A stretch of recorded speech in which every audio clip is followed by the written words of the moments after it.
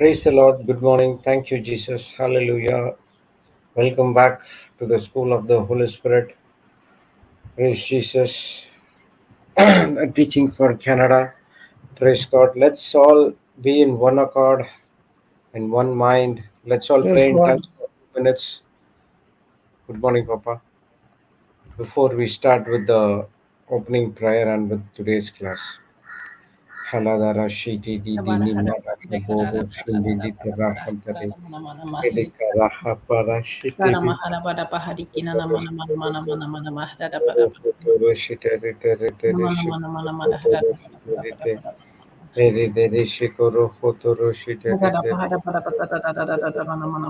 Labaka dereke bebereke dereke shidireke dereke babareke dereke da. Labaka sidereka babareke dereke shidireke. Labareka dereke shidireke dereke dereke dereke. Labareka dereke shidireke dereke dereke. Iba baraka dereke dereke dereke dereke da. Haraka shidireke dereke shidireke dereke dereke. Labareka dereke dereke labareke shidireke labaraka dereke de bebereke dereke dereke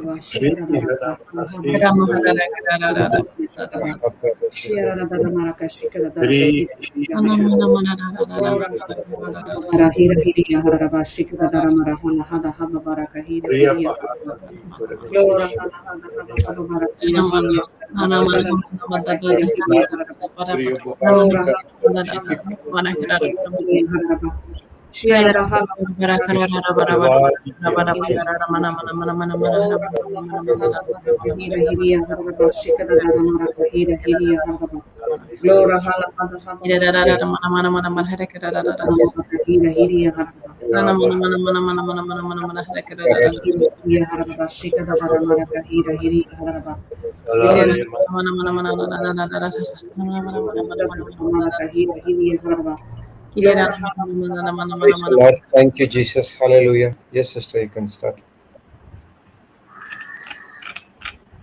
In the name of the Father, and of the Son, and of the Holy Spirit. Amen. Father, we praise you and we give you all glory, O Holy One of Israel. You King of Kings, you have called us by our names. We give you all glory. Thank you for being such a lover. That knowing that we are only part of your creation, you looked at each one of us as your most beautiful, beautiful creation to each one of us. Thank you, Jesus, for giving again us the example of obedience, for teaching us that you were able to endure every test of this world because you were always connected to your Father, always hearing back from Him, always following your instructions. And super importantly, my Lord Jesus Christ, teaching us the type of love that your Father was giving you, the God type of love. Thank you, Holy Spirit, you're in the midst. You have taken control of this session even before we realized it was going to take place. Take control of our hearts, that every single thought that is coming is filtered by you.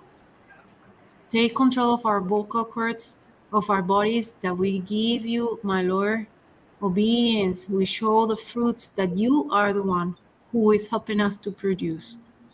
We thank you and we give you all glory. And we ask that as you had started, because the Bible says that the Lord Jesus Christ is the author of our faith, and will be perfecting us until the very end. So as you have already started, Holy Spirit, we ask that you transform our hearts into very fertile soils, that every seed that is received today produces its time in 100-fold or more, that no longer, no one of the seeds that we're receiving are stolen by the devil, because you are giving us the perfect understanding, and we are going now out, practicing and putting into the most simple way to practice the seeds that we're receiving today, my Lord. Therefore, we're preaching even with our actions, that we give you all glory, and we carry this gospel to the end of the earth with that example of love. Thank you, Father. Thank you, Jesus. Thank you, Holy Spirit, because you have created us again, and now we are one body of Christ, no longer divided. Jesus is in us, and his Father is in Jesus, and we're all one. In the mighty name of Jesus, we make this prayer. Amen and amen. Amen, amen, and amen. Thank you, Jesus. Amen. Thank you, Jesus. Thank you, Father. Amen. Thanks, God. Papa, should we start with a short recap, or you want to take over first? Thank you, Jesus. Thank you, Jesus. So Saturday, that was Canada time. That was the last, Friday was the last teaching we had, and we had Sister Carol coming and giving a beautiful testimony that brought into the practice all the teachings that we have been studying during the last couple of days on how to crucify the flesh, on how to listen to the voice of the Holy Spirit, on how to check and recheck when a tree is producing good fruit, and how to identify when a tree that is saying that is producing fruits of the Holy Spirit is not producing but only fruits that are full of glittery and they don't last forever. So she gave us the testimony of how her entire family went through a test because her daughter had joined this group, this church, and she has been following the instructions of this preacher, not knowing that she was being taken astray from the real voice and from the real gift of obedience of the Holy Spirit. And not only that, but then this preacher was advising her daughter that her mom was infected with certain type of spirits and that she needed deliverance. But then the real and obvious test came because he said he couldn't help this family unless they tithe. So right there we have the symptom that this service was not being offered from the heart under the instruction of the Holy Spirit, but there was an economical reward in between. The other symptom that this beautiful sister, daughter of God, gave that was a practical application of what we have been learning is that this preacher was not giving glory to the Lord, but he wanted the parishioners, he wanted the students to submit to him and not to God, to glorify him and not to God. One of the most beautiful secrets that we heard from Sister Clara was that she will go there in on obedience and she will listen to what this man of God had to say, but then she will go in prayers in tongues, which was one of the most beautiful weapons that she could have used. And she will wait for the confirmation of the Holy Spirit on what kind of message she had to hear. The other beautiful key she gave us was that it wouldn't have been possible for her to identify the spirit of mammon or the spirit of self glorification that was taking place in this gentleman if she wouldn't have known the scriptures. So again, the Lord is calling us to have a direct relationship with Him, to study the Bible, because we know that it is by knowing the Holy Scriptures, which is Jesus Himself, that we will be able to identify when someone is lying to us, is using half truths to just then introduce other truths. And I completely understand what she's saying, because so I was watching on the TV this other preacher that is very famous and is broadcasting in one of the American channels. And you can see his horn is huge. And he was giving a reflection on the scripture that we have been studying when the Lord Christ Jesus is asking his disciples, "Who do you think I am?" And we know Peter had declared that the Lord is the Messiah, that the Lord Christ Jesus is the Son of God. And we know, thank you, Holy Spirit, that you have taught us that the Lord Christ Jesus said to him, "Over this revelation you have received, upon this rock I will build my church." So this preacher took this passage, and instead of saying go to the revelation, the voice that was coming from the Father, and the clarification that Christ Jesus had given to Peter, saying, confirming, saying, "What you heard came not from you, but from my Father in heaven."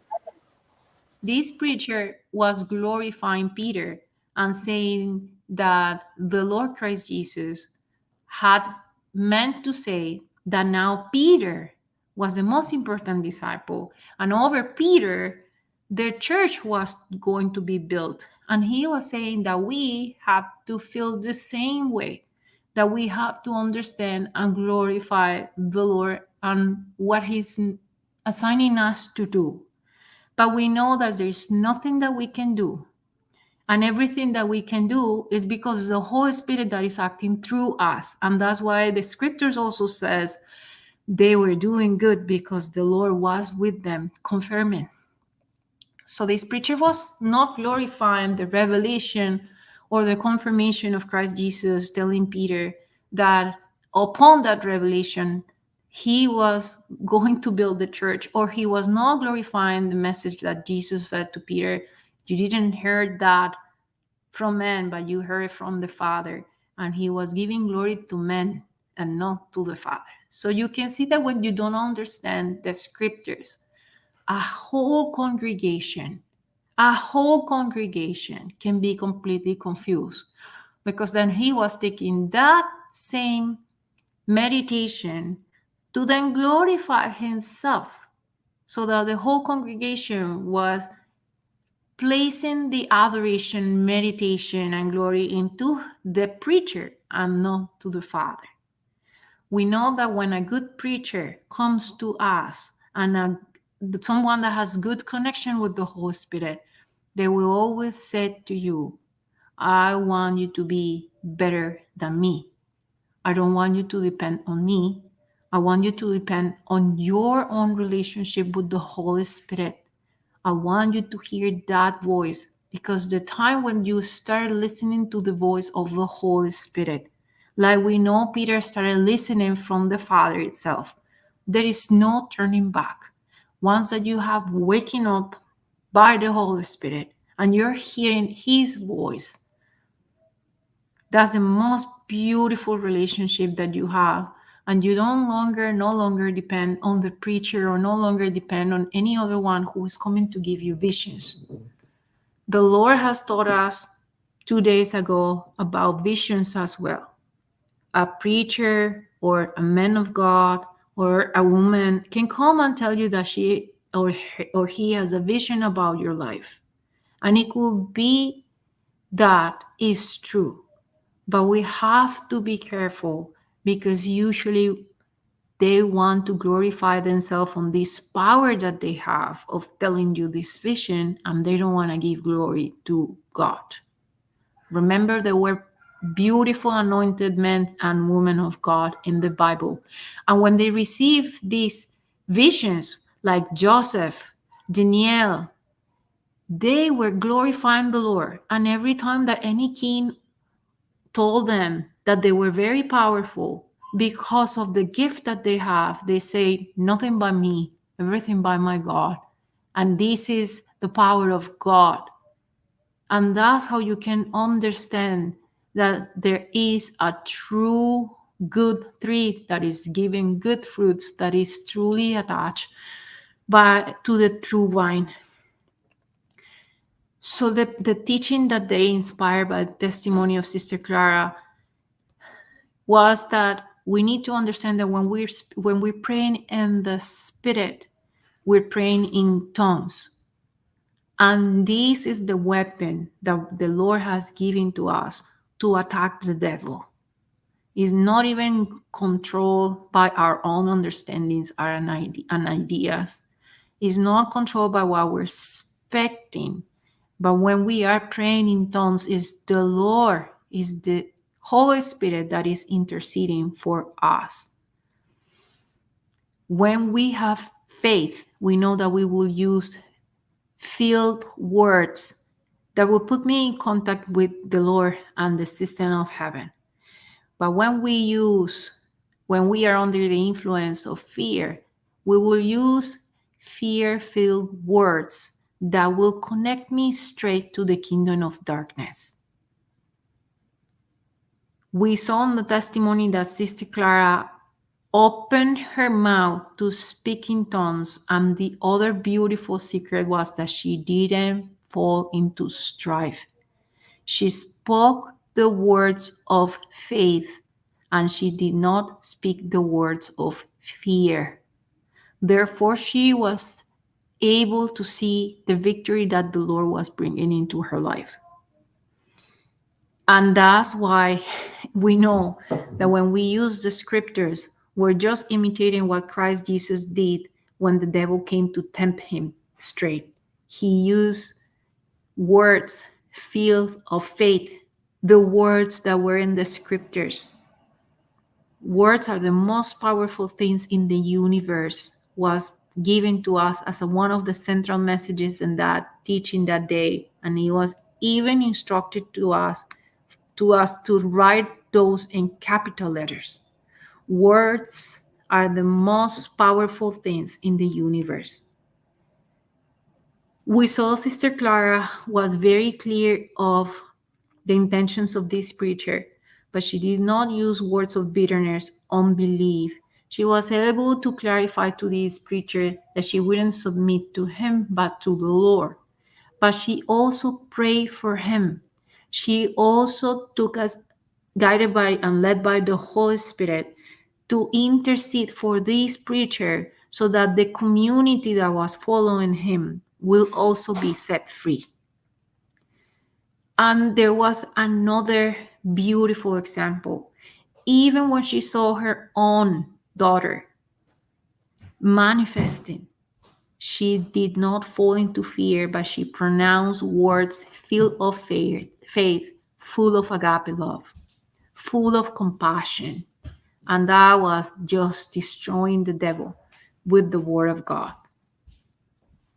We are not spirit. We are not flesh. We are now spirits born of Christ. We are not flesh anymore. We are spirits born of Christ. We have the same DNA than Christ Jesus. We are new species, not the same that we were before when we were created out of our mother's womb. So when we speak these words full of faith, just like Christ Jesus did, we're operating in the supernatural, and therefore you're able to see amazing results in your life. And the first scripture that we were studying to reflect this was Mark chapter 9, verse 23. Praise Jesus.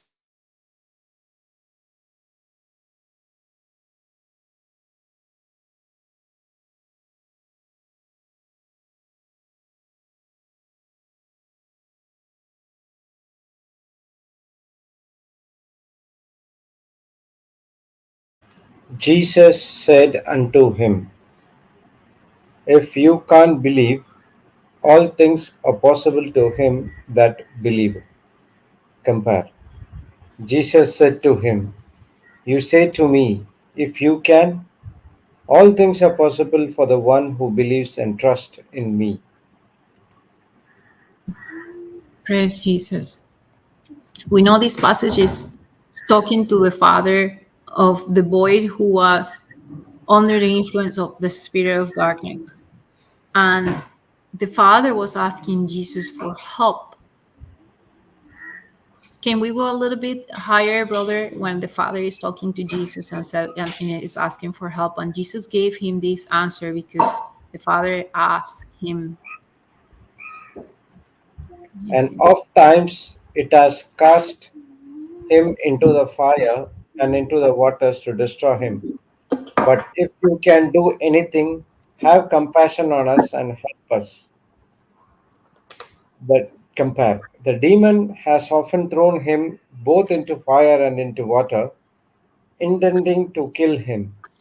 But if you can do anything, take pity on us and help us. So that we see the father was completely aware that what was happening with his son was a demonic spirit. And he is clear that this demonic spirit is trying to kill his son. And it was an affliction that he had since he was very young. And he's asking the Lord Christ Jesus, if you have compassion, if you can help us, please help us. And that's the answer that the Lord is giving to that father. I help you. But there is a condition. That if is a condition. If you can believe, all things are possible for the ones who believe and trust in me. Again, when we are taking this to the testimony that sister was given, we are to trust in Christ Jesus.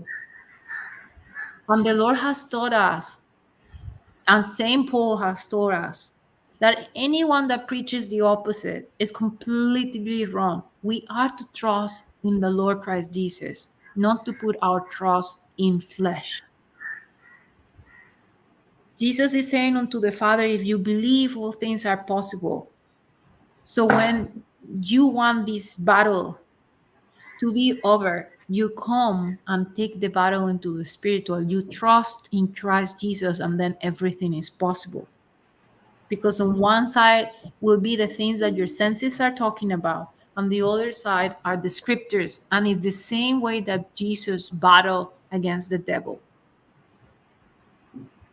And we know that Jesus, in this very same passage, is telling to this disciple, there is only one reason why you couldn't cast out the spirits out of this boy, and that was because of unbelief. And that's the only thing that the Lord is asking us to battle very hard against unbelief. But also we know that the Holy Scripture says that we have the same spirit of faith, and by the same spirit of faith of Christ Jesus we now believe. You can also use the scripture of Galatians 2:20 that says that we are now living by the faith of the Spirit, the faith of the Son of God.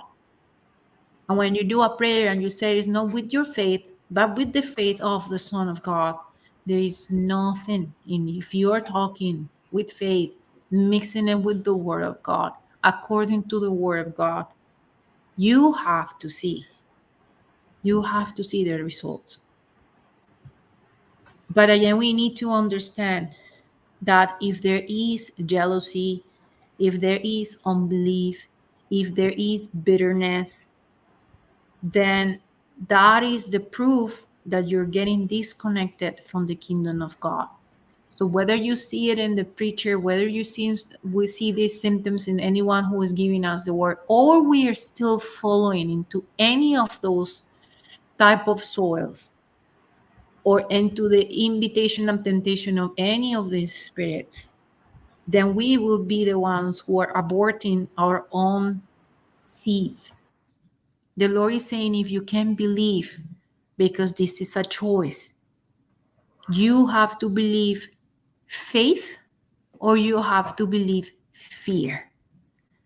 You can not serve two masters at the same time. And when we don't meditate on what the Lord Christ Jesus had done in our life and that relationship that he has developed in our hearts with him, and all the times that he had taken us out of the pit, because it's not only one. When we don't meditate on that, it happens as we saw with the disciples. There is a tendency to have hardness of the heart. So we fight this spiritual fight with words filled of faith. We speak the Bible, the Word of God, believing in our hearts, declaring with our mouth. But when we speak, we also now understand that the Lord is telling us that for us to understand when a tree is producing good fruits, we have to know the Word of God, but we also now have to wait for those words to speak back to us, for that voice to give you a specific application in your life, for that voice to guide you, so that you are not putting your faith and your trust in flesh. You are not supplementing or supplanting the Lord with flesh. So we hear in this testimony that there was a spiritual law in action. This spiritual law, that if you can believe, all things are possible for him who believe. And that's what we saw on this testimony, that she believed in the word. She believed the Lord was the one who was able to take her out of there. She even declared that she was trying to reach out to other people that she knew was strengthened in the Lord, because she needed that support. And she had to go through the test of waiting for the confirmation herself and the guidance and lead of the Holy Spirit. And that day, it was the Holy Spirit was teaching us again to please write down that this law works every time, because it's a law. A law is that when you get implicated with it, you will have the same result. It works every time that is applied correctly. So she believed. So everything was possible for her that believed, and because she trusted in Jesus Christ. Not what the preacher was telling, but she trusted the Lord Christ Jesus. She will go back and she will ask Jesus for the right revelation. We saw that this is a beautiful testimony, that is a mother that has chosen to believe, and instead of moving into fear and instead of moving into bitterness because what she saw the daughter was doing against her, she didn't take it in.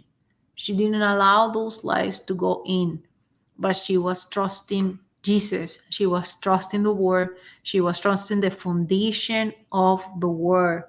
And then the word started speaking back to her.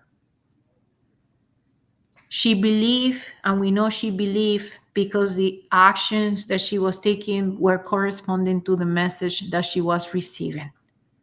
She was able to move into faith and not into fear, into compassion and not into bitterness.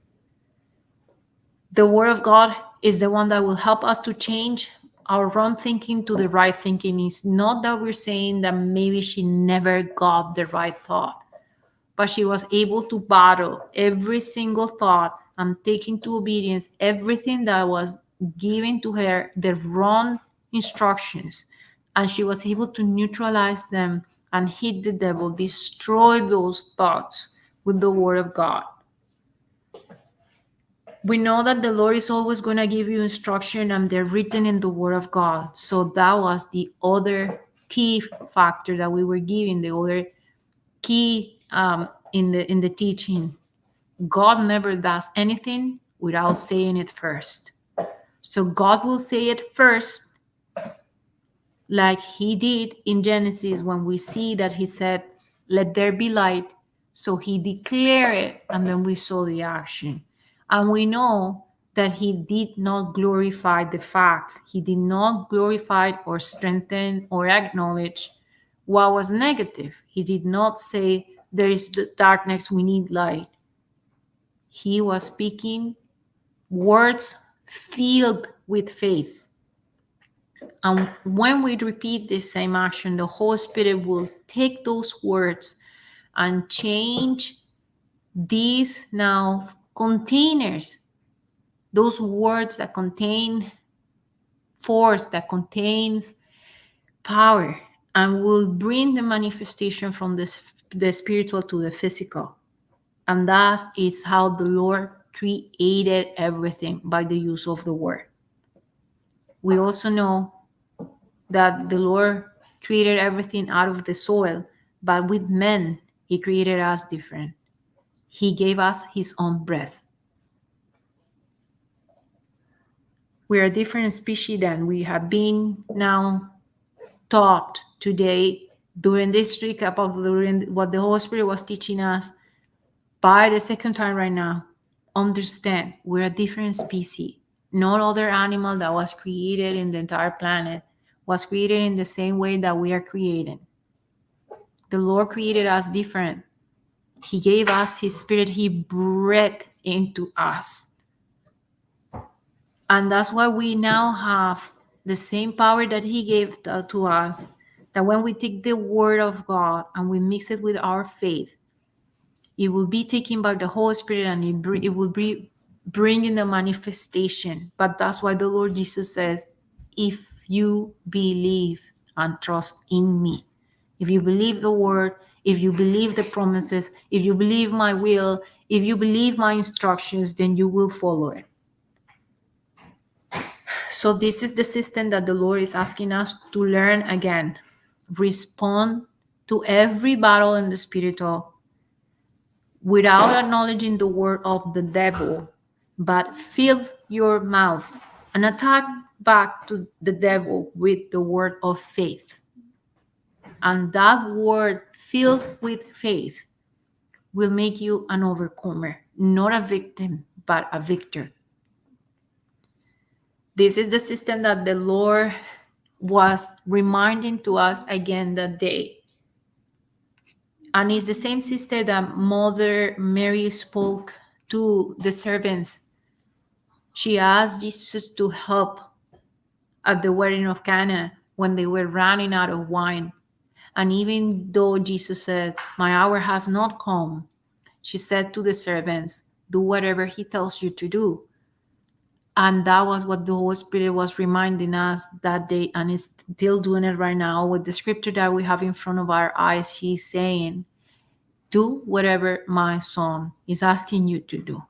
And the son is asking us to do here right now is to trust in him, not in the flesh, not in nothing else.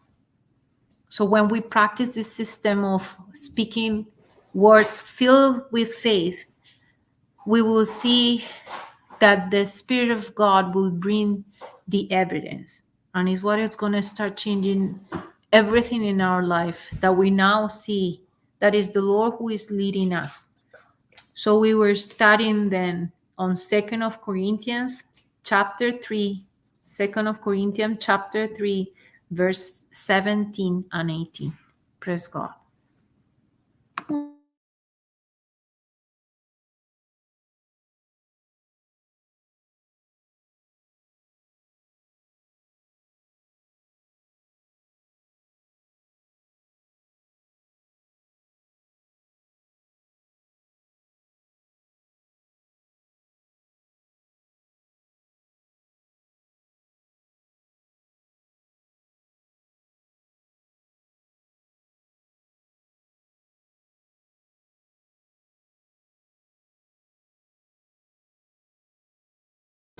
Brother Julie, if you're reading, we are not listening. So sorry.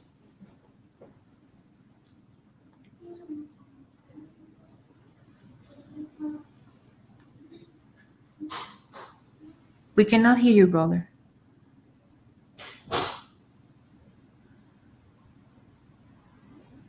Praise God. Doctor, you can read. Can you go up to 17, brother, please, again? Thank you, Jesus. I don't know if he's there. Okay, I'm going to read it from... So the Amplified version... Just a minute. 17 to 18. The verse 17 says, now the Lord is the Spirit, and what the Spirit of the Lord is, there is liberty, emancipation from bondage, through freedom. Verse 18 says, and we all, with unveiled face,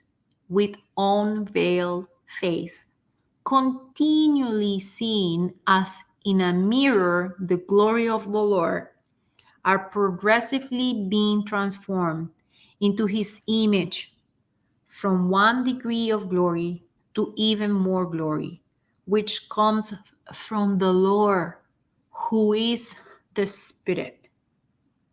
So we're reading that the Lord is the Holy Ghost.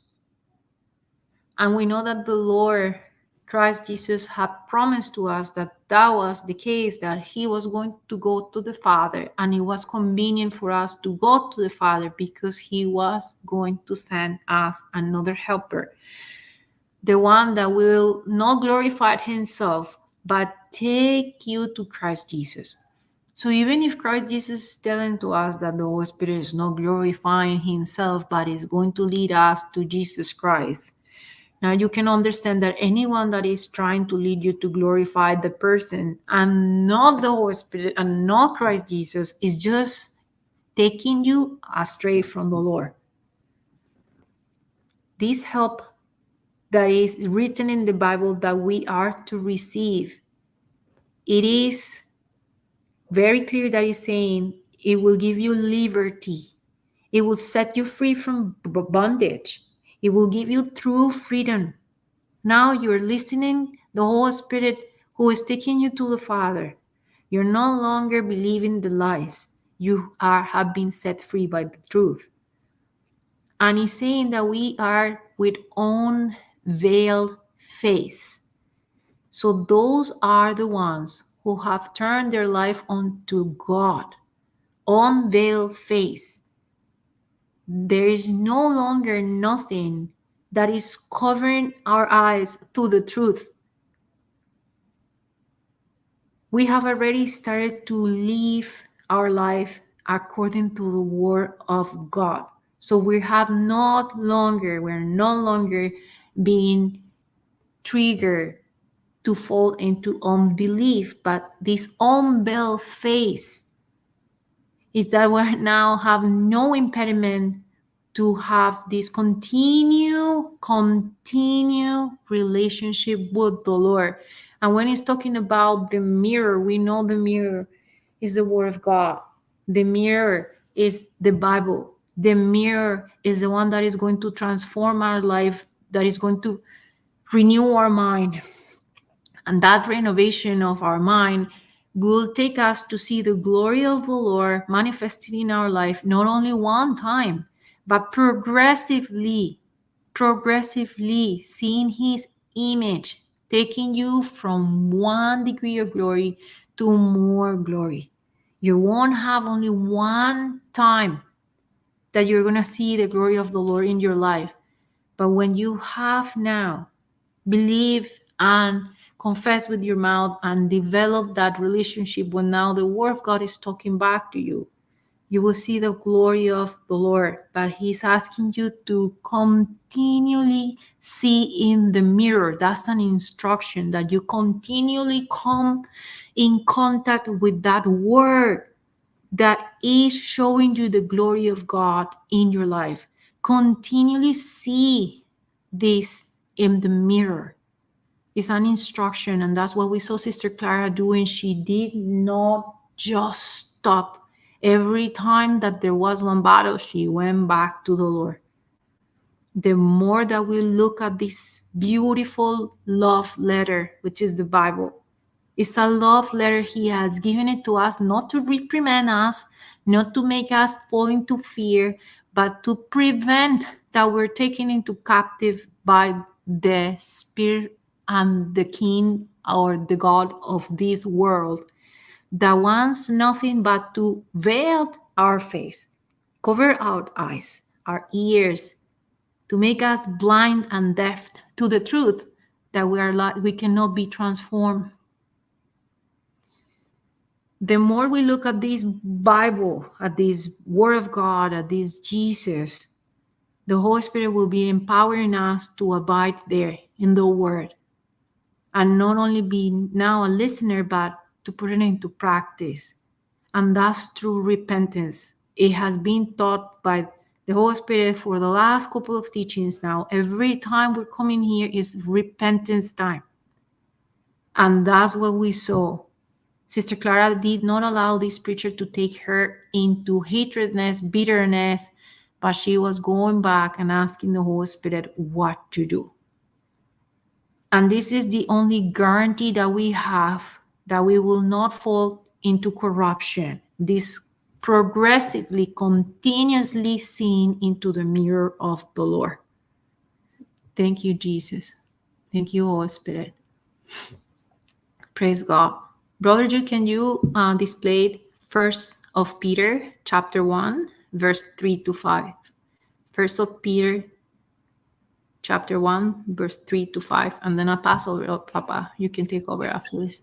Thank you, Jesus. May I read, sister? Yes, brother. Praise Jesus. Praise Jesus. Verse 3. Blessed be the God and Father of our Lord Jesus Christ, which according to his abundant mercy had begotten us again unto a lively hope by the resurrection of Christ Jesus from the dead. Verse 4.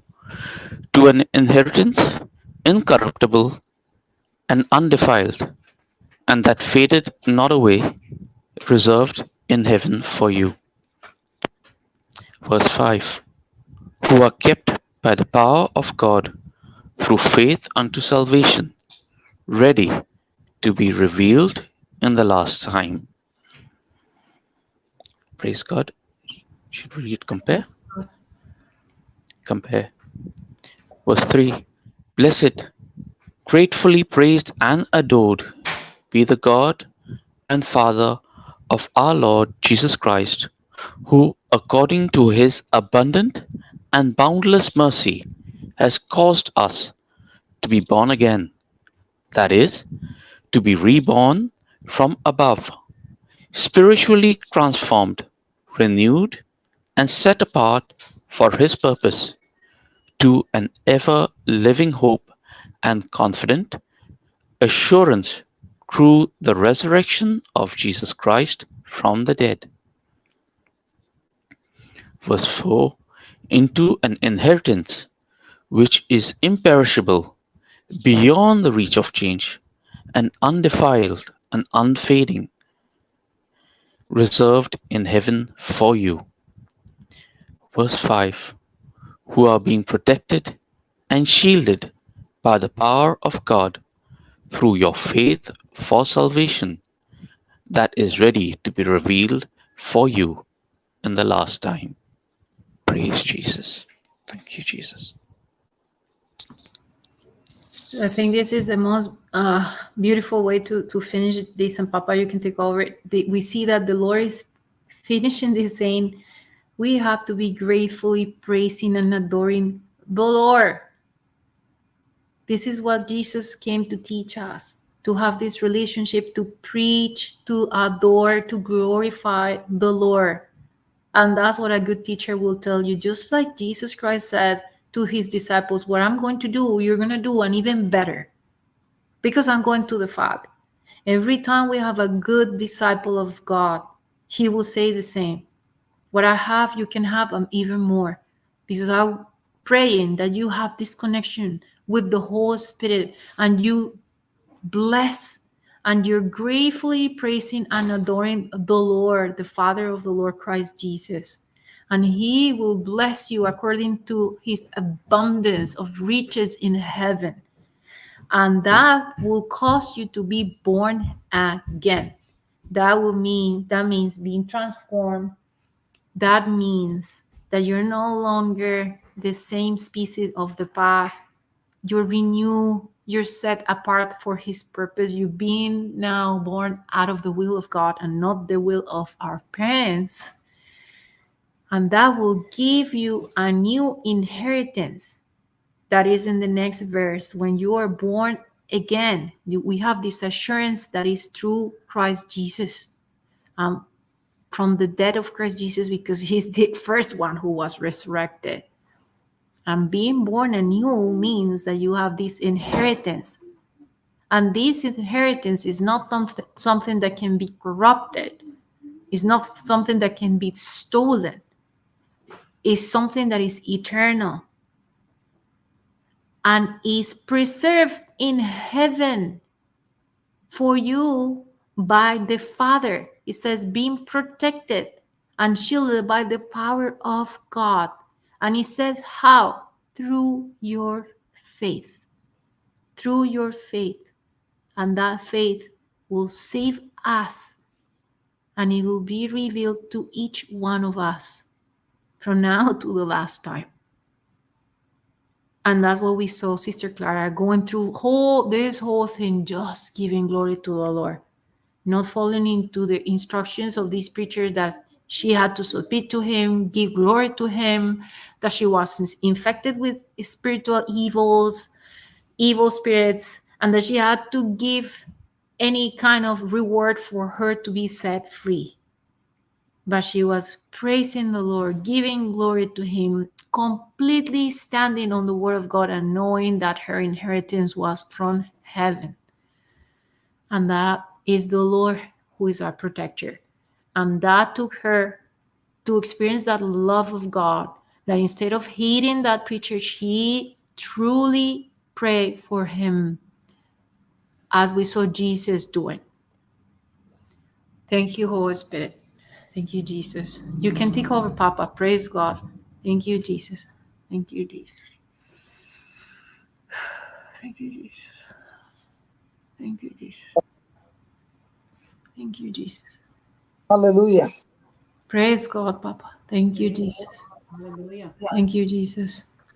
So, what do you think about all that we learned?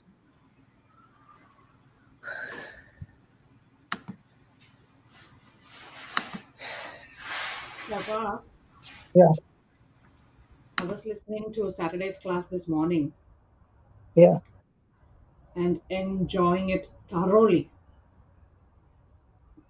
The strategy that this mother has followed, the strategy of heaven, the weapons of heaven, to fight a battle that is carnal in the spiritual realm with the spiritual resources, is something we all have to learn how to do.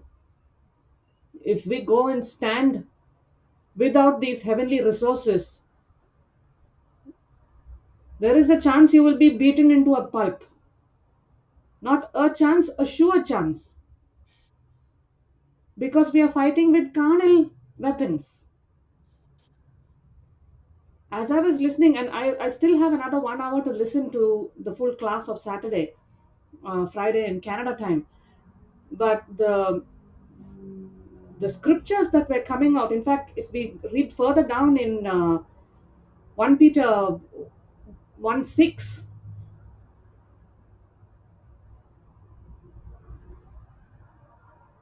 this is what I believe Sister Clara was doing, greatly rejoicing through that heaviness and that temptation that was happening at that time. And the trial of her faith was more precious than anything this world could offer. amen. Go on, preacher, preach. I was recalling the scripture of the blacksmith. Yes, God. I was also recalling another scripture, Papa, in Zechariah 13:9. I will refine them like silver and like gold is tested in fire. And when they call on me, I will answer them and I will say, they are my people.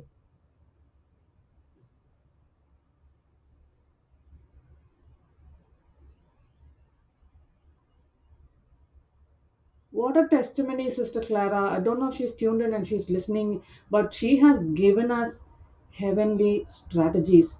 And this kind of opposition is going to be there every day. Whether you're a preacher, whether you're a father, a mother, a sister, a sibling, it will be there.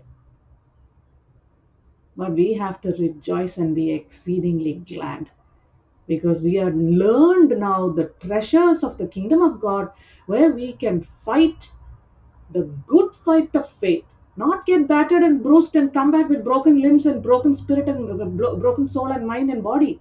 No, stand and fight because we know who's with us in the fire. We are standing in a position of victory. We see our end result and we are at rest. And Papa, I was also amazed at the facts that are happening around there with preachers who are leading, who are shepherds who are leading the flock astray. There are so many out there. And praise be to God, Sister Clara, she went with such boldness to go and see what happened there. Some people go there and end up not coming back.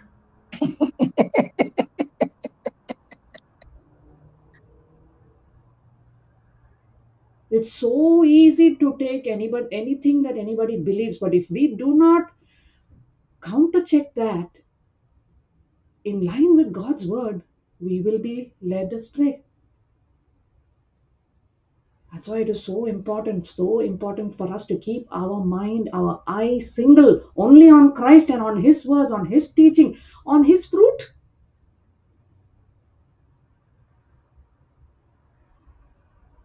Thank you, Sister Clara. Thank you, thank you, thank you. Your testimony is setting captives free. See, another thing about Clara, listen, Christian. If you are on the hot seat, it's a different fight. But if the devil has come to take your baby, that fight is entirely different. Absolutely. There's no messing there. You come and scratch me, okay? But you touch my baby, I'll not spare you. That's the angry woman. That's the angry mom. And we got to have angry mom in every house. Don't you ever dare to touch my baby. Amen. Amen. You know, if you look at the animal kingdom, when they don't lay eggs or when they have no young ones, they leave the battle. They won't fight. They'll run away. But when they have their young ones, no, the mother is entirely different. Have you noticed that? Yes, I watch those, Papa. It is very, very interesting. You must watch those. When you have some time on your hands, do watch these wildlife documentaries, and you will see how amazingly the animal kingdom works. And they have all, at that time, their techniques are entirely different. Even the big animal will think twice before entering in. Absolutely. So when the young ones are there, they are really ferocious. They'll tear you apart. I was recalling one testimony you shared with us about the mother who would, I think you all would tease the boy who was an adopted son. Yeah. And the mother will, as soon as he says, the mother will come charging like that. Who touched my boy? My God, she would not even bother in what clothes she's in, a nightie or in a sari, whatever, but a sari or sari, this thing would go above her, just below the knee. And she would be like don't anybody ever dare touch my son. Wow. Papa, I also want to share one more thing, Papa, please. Mm. In Genesis 3:11. Mm. Now, this is something that our Warriors team, we were sharing on in our weekly meeting, our team meeting. Okay. And Mama Alice, you know her. Yeah. She's another terror. She's another terror. And this is where we have learned the violent take the kingdom of God by force. We don't sit there and pity party and muck around. Please keep me in prayer, CJ. No, thank you. I will teach you. I will teach you what I have learned. But no keeping in prayer. Yeah, tell us about Alice. So she was sharing how she took her Papa, her husband, to the doctor's appointment. Mm. And she was saying, okay, I don't think we'll go home and cook. We can, in her heart, she was thinking, I don't think we can go home and cook. We'll eat something from out. And when she shared that with Appa was like, no, let's go home and eat. And the natural instinct came, I'm married to you for so many years. So many years. Is this what you think of? Don't you know that I'm also tired? But the voice, this scripture jumped at her and said, "Who?" And she was saying, "I'm so tired." This scripture jumped up at her immediately and said, "Who told you you're tired?" God said, "Who told you you were naked?" My hair is standing, man. When she shared this scripture, Papa, No. now this, You can't share like this. You can't share like this. People who don't know the scripture will be puzzled. Take that scripture, read it, and then you share. praise God. God came in the evening. Come on, to meet So Adam. where shall we start from? From when God came in search of Adam. Praise God. Thank you, Jesus. 9. 9, yeah. And the Lord God called unto Adam, and said unto him, Where art thou? And he said, I heard thy voice in the garden, and I was afraid, because I was naked, and I hid myself. And he said, Who told thee that thou wast naked? Hast thou eaten of the tree whereof I commanded thee that thou shouldst not eat? So when this scripture spoke to her, instantly the Lord was prompting her, Who told you, Alice, you're tired? And like a champion, she went home and she cooked, and they both enjoyed her meal, and they fellowshiped together and gave God glory. In an instant, only a heart that is loaded with the word of God will have the strategy for that moment of the battle. Hey, CJ. Papa, If I'm a new person, I will not understand what you're saying. tell me, Papa. Tell me how else should I say this? What I'm trying to say here is this woman of faith had a battle where she's physically tired. After going out for a long appointment, the one thing on her mind is saying, let's not cook now, let's just buy something from out and eat. But there she's got her husband telling, no, let's go home and eat. And she knows there's nothing at home to eat. She has to go and slog and cook. But you did not say that word correctly, verse number 10. Verse That's why number people 10. will not understand. And he said, I Yes. heard thy voice in the garden, and I was afraid. I was afraid. Was he afraid before? No, he wasn't. Because that Was was he not his naked nature. before? No, he was clothed with the glory of God. Yeah, but without the physical clothing. Yes. Praise God. What happened? Jude, what happened? You are showing me your glory. Praise God. It will come back now, brother. He's actually dropped out of the class. Oh, the screen went off. Screen went off. I can share if you want to give me. Okay. Please. Because when you are sharing that word, no, a newcomer will not understand what you're saying. Sure, Papa. We are all learning here now. Praise God. Yeah. Just put on the screen.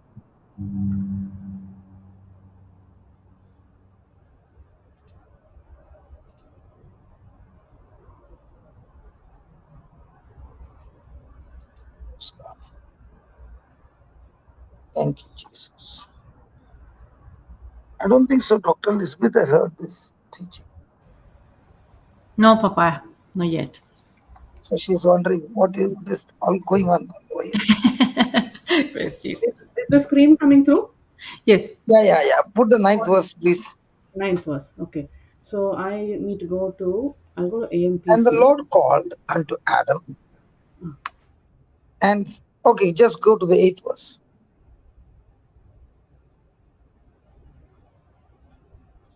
And they heard the voice of the Lord God walking in the garden in the cool of the day, which you would do every day. And Adam and his wife hid themselves from the presence of the Lord God among the trees of the garden. Now we know that Adam and Eve had made the blunder. They had disobeyed God. So many a times we have preached, when you disobey God, God will abandon you. That's the biggest lie. Even though they had disobeyed God, God still came in search of Adam and Eve. That's the good news. Amen. Amen. Even if you make a mistake, God will not leave you. He will still come to search for you. And the Lord God called unto Adam and said unto him, where are you? Because all these days when I came, before I could come, you would come running to me. Adam, where are you? And Adam said, I heard thy voice in the garden, and I was afraid. Why was he afraid? Because Adam had already seen the change in his system. He who was the boss in the garden, covered with the glory of God, everything was switched off. He who was God conscious and all the time running to God to fellowship now became I conscious, sin conscious. That's why he was afraid, because all this time his eyes were fixed on God and never on himself. So his eyes were God conscious. He would take the love from God, share it with his wife, and now the husband and wife would share it to the whole creation. But suddenly the connection was cut off, and he could hear his voice. He could hear a voice saying, "Hey, you're naked. Hey, you're naked. Hey, you're naked." He was put to shame. So his eyes turned to himself, and that's why, to cover his nakedness, he hid himself. And that's the time God saw his action and asked him a question.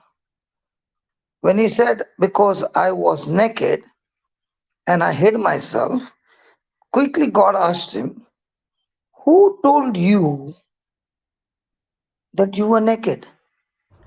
I never told you that you were naked. I always told you you are covered with glory. Who are you talking to? Surely you have not got connected to my words, but you surely got caught with somebody else who is talking to you. That's why he's asking him, who told you you were naked? Have you ever heard anybody say, CJ, Hmm. have you ever heard anybody say, I am diabetic? Yeah. So God is saying, who Who? told you that you are diabetic? I never told you you are diabetic. I told you by the wounds of my son Jesus, you were healed. Who are you talking to? Dr. Leslie is shut off. No, no, no, no, no, no. Because every time she opens her mouth and she'll say, you are suffering from ta ta ta ta ta. And the person who is in the gospel will say, who told you that I am suffering for ta ta ta ta ta? So my God said, by the stripes of Jesus, I am healed. Amen. Amen. Amen. TJ, have you ever heard somebody come and say, please pray for me? I got Yes. ancestral curse on my life. Yes. So you must ask you, who told you that you got ancestral curse? Who are you talking to? I'm Exactly. sure that you're not talking to God. You're talking to a traitor. So God said in Galatians 3:13 that Christ has redeemed you from every curse of the law. Amen. For he himself was hanged on a tree to set you free. Who are you talking to? Huh? Exactly, Papa. Exactly. God said, forget about the curse. He said in Galatians 3:14 that in Christ you are blessed with Abraham's blessing. Who told you you are under curse? Amen. Amen. Too many people are talking, Mm. and too many people are talking not what God said from the pulpit. Mm. I tell you, this France ministry was entirely different ministry of my life. Mm. In France, I did not preach much. But in France, whatever we preach, the Lord said, I want you to demonstrate what you are teaching. Mm. So I hardly had any preaching. But there was demonstration after demonstration. And there was this lady who said she's under curse, she's under occult, she's under witchcraft, and the Lord set her free. Mm. Even after being set free and after getting healed, at the end of the class, she says, I went to church and a man of God told me that somebody has done occult on me and I want you to pray for me. Mm. Now, whose words is she willing to hear? A man of God on a pulpit or God in the word of God? God in the written word. CJ, Man, man of God on the pulpit. CJ, I give you an option. Mm. A man on the pulpit is saying something, Mm. and God saying in the written word in the new covenant. Mm. Which one would you go for? For What is me, written? without a doubt, whoever the man on the pulpit, it doesn't matter to me. Zero. Zero. I would Me too. go to the written word of God because the written word of God can never ever make an error. Amen. Amen. I'm If with you. Peter, the first pope, could make that error, and he said, won't allow you to go to Jerusalem. Jesus spoke to that error, not to Peter, but the error. And he said, get behind me, Satan. Mm. Those who have ears, hear. Mm. Those who have eyes, see. Till the end, she went back, still saying, keep me in prayer. Can Mm. God deliver her? No. God has given His written word, and His written word will work only for those who are willing to agree to it, who are willing to believe it, who are willing to think on it. Then only that what is written in the word of God now becomes the supernatural power of God to set you free. That's how the system works. Amen. Amen. So did Adam say what God said, or was Adam talking to the devil who made him self-conscious? He did not say what God said, and he was definitely having conversation with the devil, the liar. So now how many times are you saying that you are the poor banished child of Eve, a sinner? Hmm. God never told you that. Hmm. God said in Christ Jesus, God took our sin and put it on his son Jesus, Hmm. and he was made sin so that in Christ we are made the righteousness of God in Christ Jesus. Amen. Amen. No man on this planet earth, whoever you are, can say, I'm perfect and I do not sin. Everyone falls short of the glory of God, even today.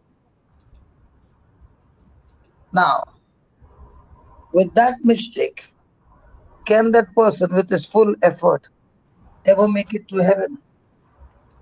No. No, No chance. no chance. Hmm. But what is God saying? God is saying, my son Jesus paid the price for you on the cross, was made sin for you, and he has destroyed that sin nature in you and given you God nature. And that's why we have the mind of Christ. And through the mind of Christ and through Christ, we are made the righteousness of God in Christ Jesus. Now, which one Amen. do you call yourself? You call Righteous. yourself a poor banished child of Eve. That's where you go. Because the whole kingdom of God operates on confessing and believing. Amen. So if your believing went wrong, your confession will go wrong. Hmm. And when your confession is going wrong, you are no longer speaking faith-filled words, what Christ did for you. You are only speaking fear-filled words, what you did in your life, and therefore you are condemned by your own words. Absolutely, Papa. Absolutely. Let me show you John 3:16.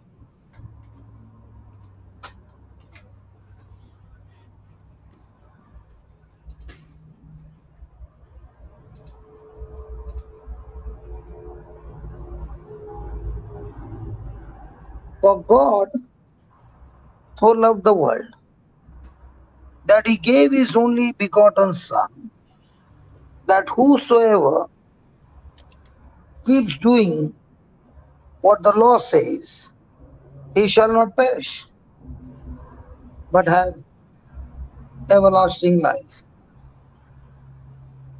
Whosoever believe. Sorry?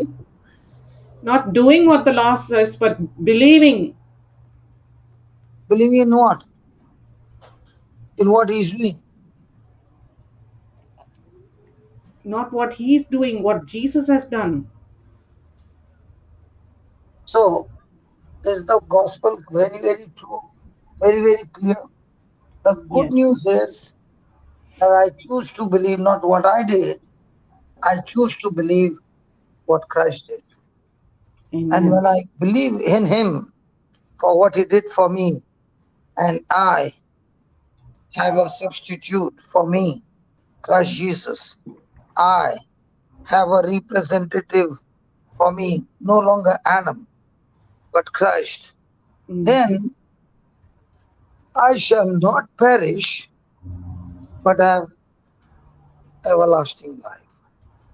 Glory. Can you look over there? If a person goes wrong in believing the gospel, Mm. he can be going to church every day and still miss the mark and find himself lost. Yes. That's why Paul says, if there's any other gospel preached, let him be cursed. Mm. If the gospel is preached that you got to do this, and put all your effort to get your salvation, the Bible said, let the gospel and you be cursed. Mm.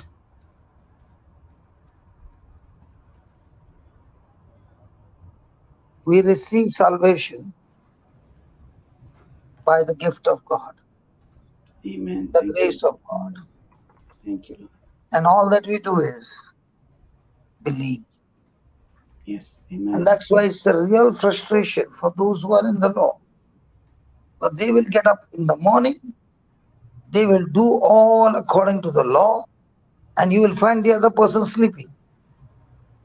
But the other person, when he gets up, he lives by faith and not by works. Mm. So when he opens his mouth and speaks his faith in what Christ did, there are mighty signs and wonders. And the one Amen. who is under the law is struggling hard to make God move on his behalf, and nothing happens. Papa, Can I give you one more? Can you give me 1 more minute and then you can say, please? sure, Papa, preach it. With my past life, Mm. when I started entering the church, Mm. I had nothing to do with church, but I started entering the church. Mm. And thank God, God put me on the belief track. That's the work of the Holy Spirit. I cannot boast about myself. And I would look at the word and I would say, this is my document, and I would choose to believe the document irrespective of what is happening around. And I saw with my own eyes those who were in the charismatic in those days, elders to me, 15 years, 18 years, 19 years, and I was a young boy, baby of not even 1 month. And when I would open my mouth and I would speak the word, bang, the miracle would take place. And they would be struggling hard. They could not even dare to put their hand on somebody because they feared that the demon will come upon them. I have not yet found in the Bible. I don't know who taught them that. Mm. And when I started believing in my life, by the second month, I was casting out demon and healing the sick because I chose to believe the fullness of God in me, even though I was just learning the scriptures. And those who are struggling were still struggling and asking God, God, give me more power. Have you heard that hymn? More power, Mm. more love, something like that. Mm-hmm. We are asking God, give me more power, more love. And God is saying, how can you say that?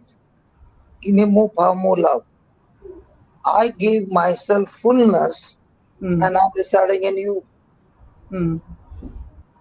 I did not give myself a part. I gave myself full to you. Do you believe what I gave you?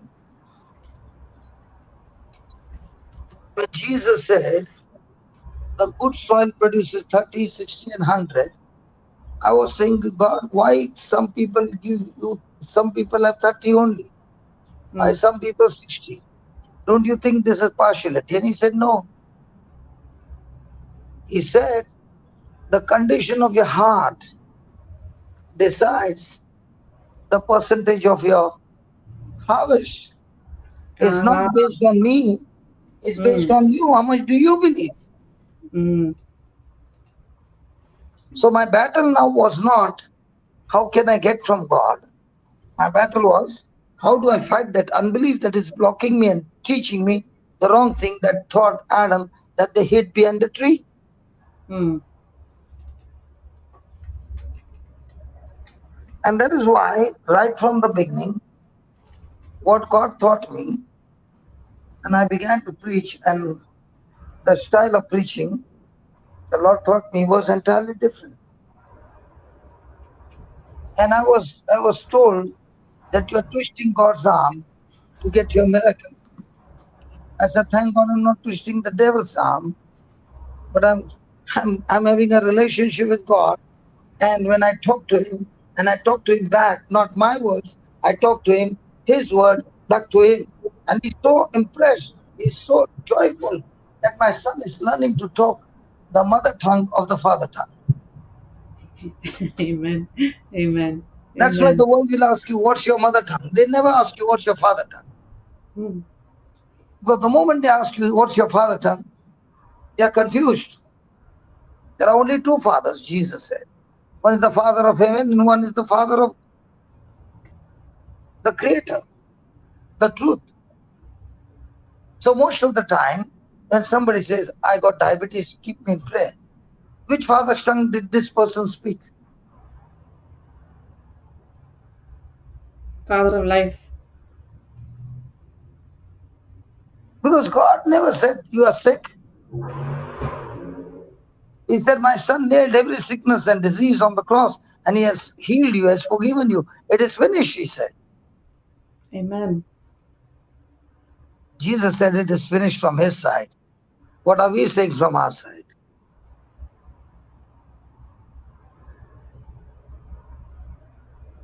Yeah, you wanted to say something?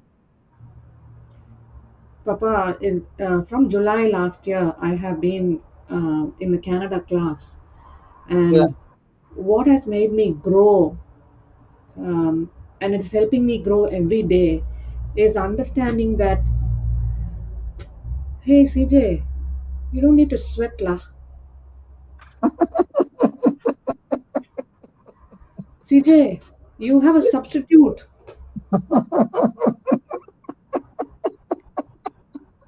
CJ, this is my way of salvation, CJ. It's very easy. Just depend on my son. If you depend on his son, and he does everything to you for you, where's your boasting then? Exactly. If he is going to do everything, then what are you going to do? Can you ever boast? Not at all. Not at all.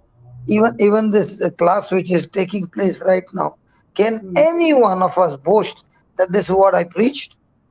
No, Papa. Not at all. Not at all. Can anybody say, I went there and I laid hand and I did and I? Can anybody say that? Never. No. Because now we understand, Papa, the faith that we are operating is the faith of the Son of God. Yeah, many are trying to work it in faith in the Son of God.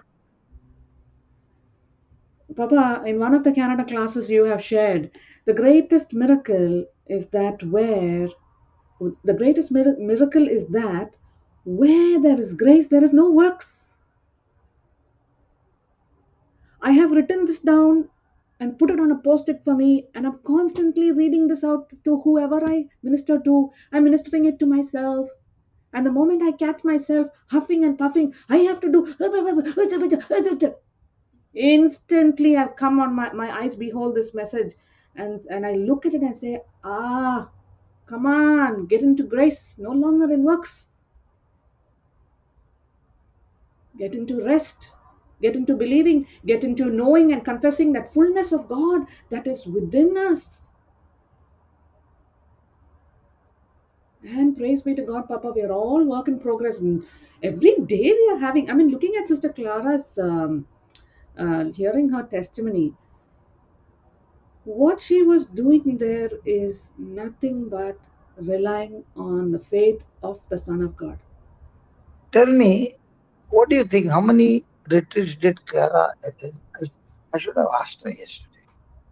Papa, if she's been from 2018, she's been listening to the word. She's been holding on to the word of God. But So, I'm asking her, how many actual live retreats she went to the place called retreat? How many? I wouldn't know, Papa. She's in Kuwait. Exactly. Exactly. Where the word of God, to get it itself is a bit scarce.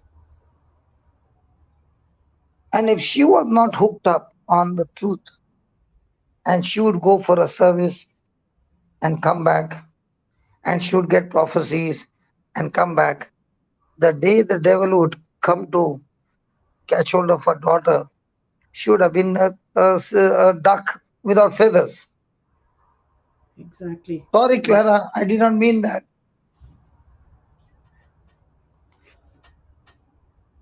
It is these teachings, Papa, these teachings which is giving us practical understanding and practical working knowledge of the scriptures, which is giving us our victory. That victory is also from the Son of God. It is not something that we went there and said, I did this, because I did this, I got this result. There is no boasting. Nothing of action can make God turn.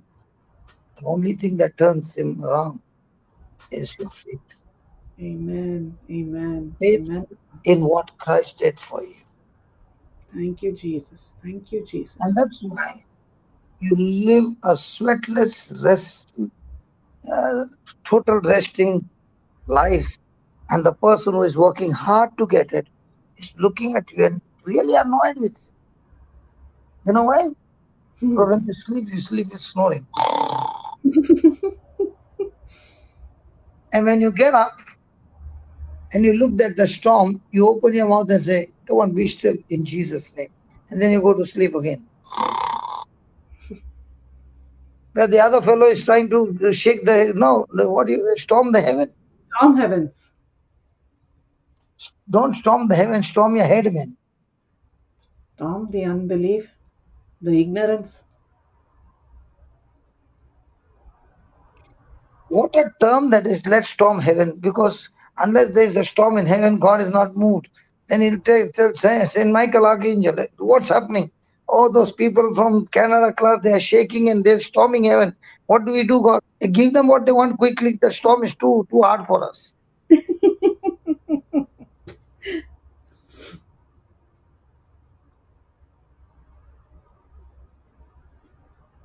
See, there is something, Baba, when God tells you to do something, you got to do it.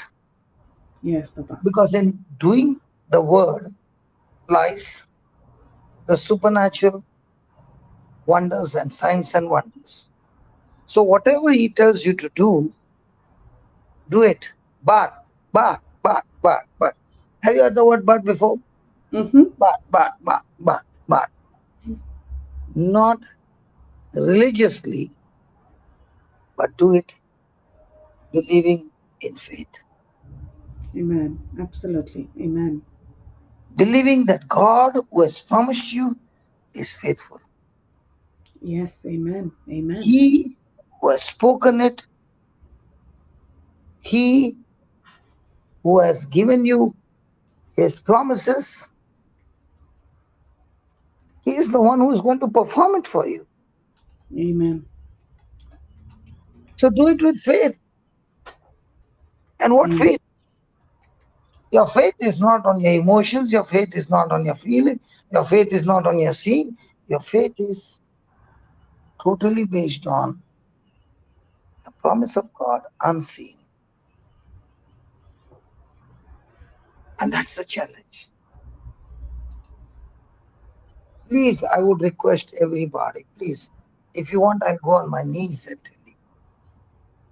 The playlist is going to come out of France. The teachings are not too long. But I want you to go to these teachings because they are the basics. And not only basics, whatever you are learning, the Lord gave us like a training class, school. It all started in Atlanta. Whatever we learn, there comes the Lord and he says, come on, pick that person, pick that person, pick that person. And you'll be amazed. Everything that he's teaching, he is teaching you also how to minister, how to talk, how to be confident of his faithfulness. And you will see amazing things happening. Supernatural. And the best part is, those who have come for the retreat, understanding the word, are doing it.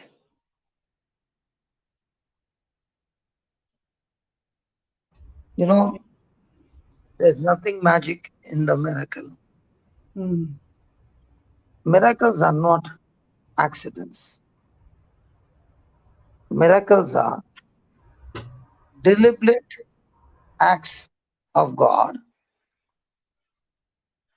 When the man of God provokes using his faith in the living word of God, and he speaks it with authority and with confidence to the grace provided, the result is supernatural manifestation.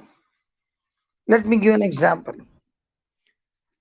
I'm teaching a topic and people are hearing attentively. That word of God that is being preached is like a shampoo of heaven washing your mind of unbelief. And that's called as repentance. And the more and more the washing takes place, you are getting excited, you are attentive, and now your faith is coming alive. And when the faith is coming alive, there is now a demand, a scriptural demand to enforce what you are learning.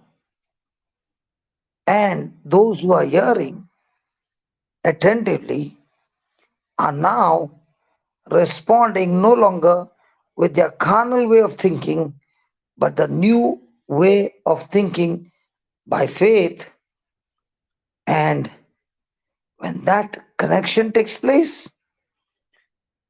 you, like a mother in labor pain, delivers the baby in the same way. You fighting against every unbelief in the people are calling those people now for the delivery, and that takes the delivery of a baby.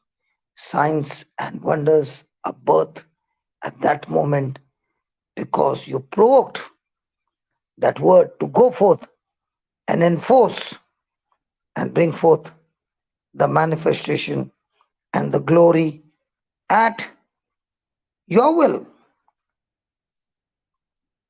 If the preacher preached the message, people's faith began to grow, repentance took place, and the person did not call out the person to come out and enforce what he was preaching, the preaching is incomplete because God wants somebody to be confident in what he said to open and provoke that healing. And in France, you will see every one of them were provoked.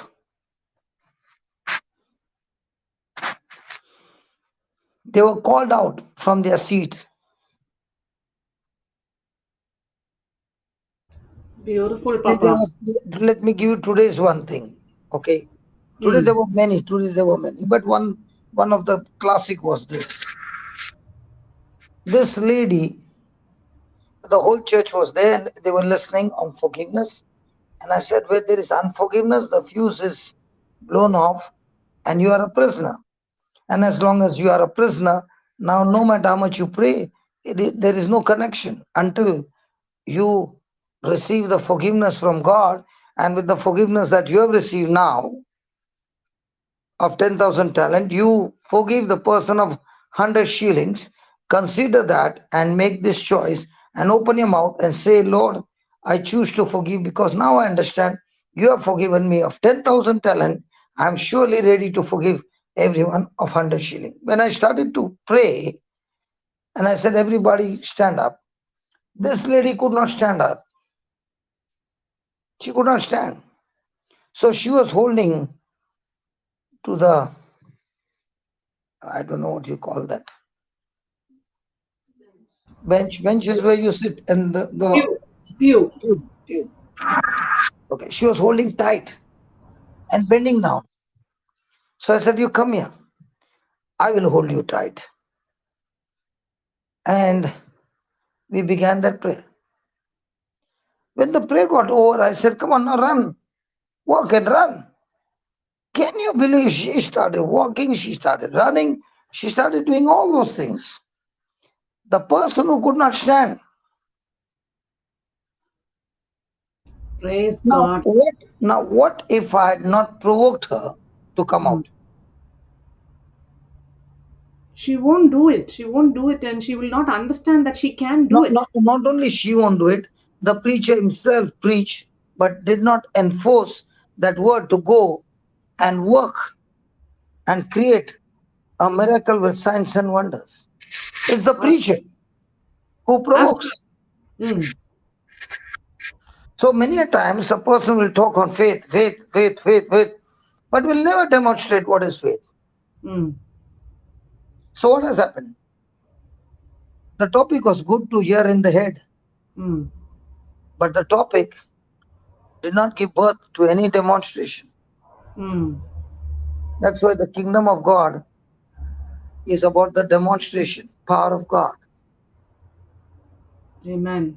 Amen. That's why Paul says, I have not come here to preach some human wisdom, but I've come to preach the demonstrative power of God. Amen. So I would ask you, please go. There are 3 or 4 videos already there. Go and watch those videos, write down some notes, and everything is practical. Whatever you're going through, there is practical application for these videos. Thank you, Papa. I was watching one. The lady had a shoulder problem also, and you were helping her to exercise her faith. Okay, then And this is again over here in Melbourne also. If you had to come, just come and give us the gospel and go, it will be like, oh yeah, we've heard this before. They come, they go, they do their thing. But because you gave that demonstrative power where we saw the signs and wonders, we saw sickness leave, we saw bondages getting broken, we saw deliverance happening, that is what enkindled my faith. And that's where we but when go you from. preach this, Hmm. the ones who are in authority don't like it. Very much, Papa. I don't feel ashamed to share. The people in authority told me, don't go to the hospital and pray for anyone. You don't know what you're getting yourself into. My old self would have been, oh, I'm not going, ma. But praise be to God, now I know the fullness of Christ that is within me. So nothing can stop me because it is not I who's going there and laying my hands. It is Hey, Christ Jesus CJ, himself. Yes, hey, Papa. CJ, you got a friend, okay? Mm. When trouble comes, he always runs away. Mm. When trouble goes, he comes to you, Mm. okay? You Mm. got another friend. When trouble comes, he puts you behind and stands in front. Mm. Which friend would you trust? But the one who is running away is a very sweet.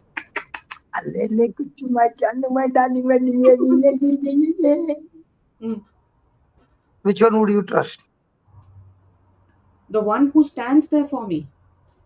And that's it. That's it. He is Jesus. He'll never leave you. Amen. He has promised you. He will never leave you.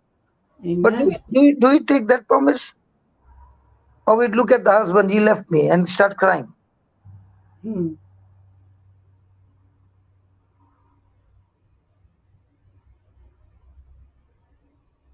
Thank you, Lord. Please, I want you to, I will use the word again, I beg you.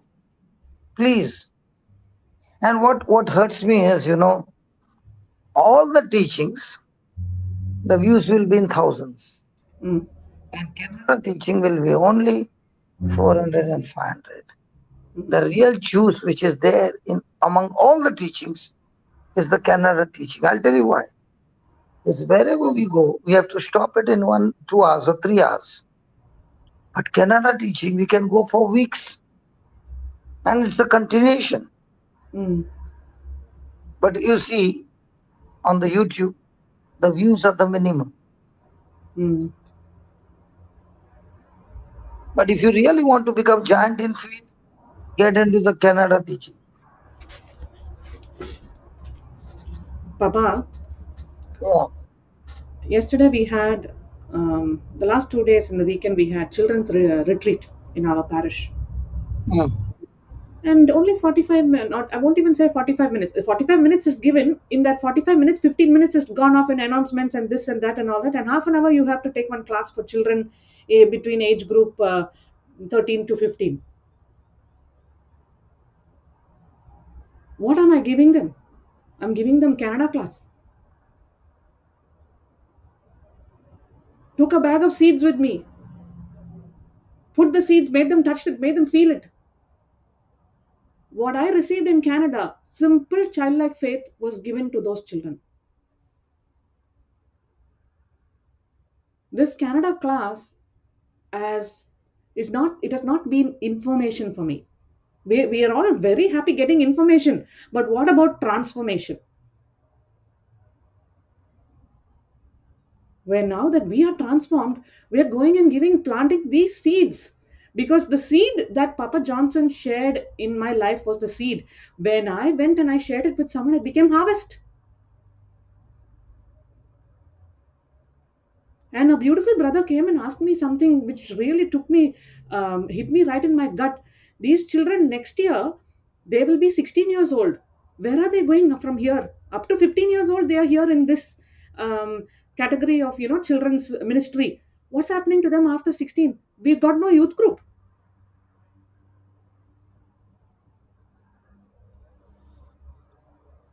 I Who's going don't to? know about you, CJ, but I had a catechism class for 1 year. Mm, I used to preach during the morning, I used to preach in the afternoon, then I used to have a night vigil, Saturday night, and then early morning I would come. I would park my car mm, and I would tell the students, when you go to church, please wake me up. Because I would be in the car sleeping. As soon as the mass gets over, wake me up. Because I would attend the night vigil mass and come. Okay. mm, And then they would give the attendance sheet and I would not take attendance and I would say, just tell me who is absent. So I would not even do A, P, B and all that. I did not want my time to go in that. And we would start. mm. And our class was 45 minutes. Father gave me some grace period and he made it 1.5 hours.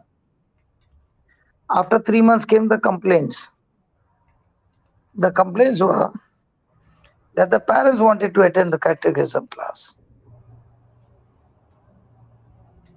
They said, Praise even we God. want to even we want to attend. And the father was so good, he said, okay, I will allow you to come, provided you all sit behind and nobody is going to ask a question. So I had a catechism class where the children would be sitting in front, parents would be sitting behind, 1.5 hours. Mm, I did for 1 year. After that, I could not cope up because early in the morning, I'm standing and sleepy. mm, mm. Praise God. But what I preached during that time, I had people, some of the children who got married and all, their lives had never been the same again. Thank you, Jesus. Thank you, Jesus. The Papa, parents were so happy. Yeah, tell me. that one class, Papa, one class, one scripture, one class, one seed. And then I Definitely. remember I was given a chance Mm, to preach to the confirmation children who mm. would be receiving their confirmation next week. And I was given the previous day. So I said, Father, I am ready to come, but you can't give me 1 hour. Give me at least 3 hours or 4 hours. And I promise the children will not be irritated. No praise and worship, nothing, 4 hours teaching. Mm. When the priest came to see what's happening, all the children are on the floor lying down, all slain in the spirit, all praying in tongues. Thank you, Jesus. Thank you, Jesus. The priest said, do they need confirmation next week? Praise God. And when these things were happening in Bombay, That's when all things started.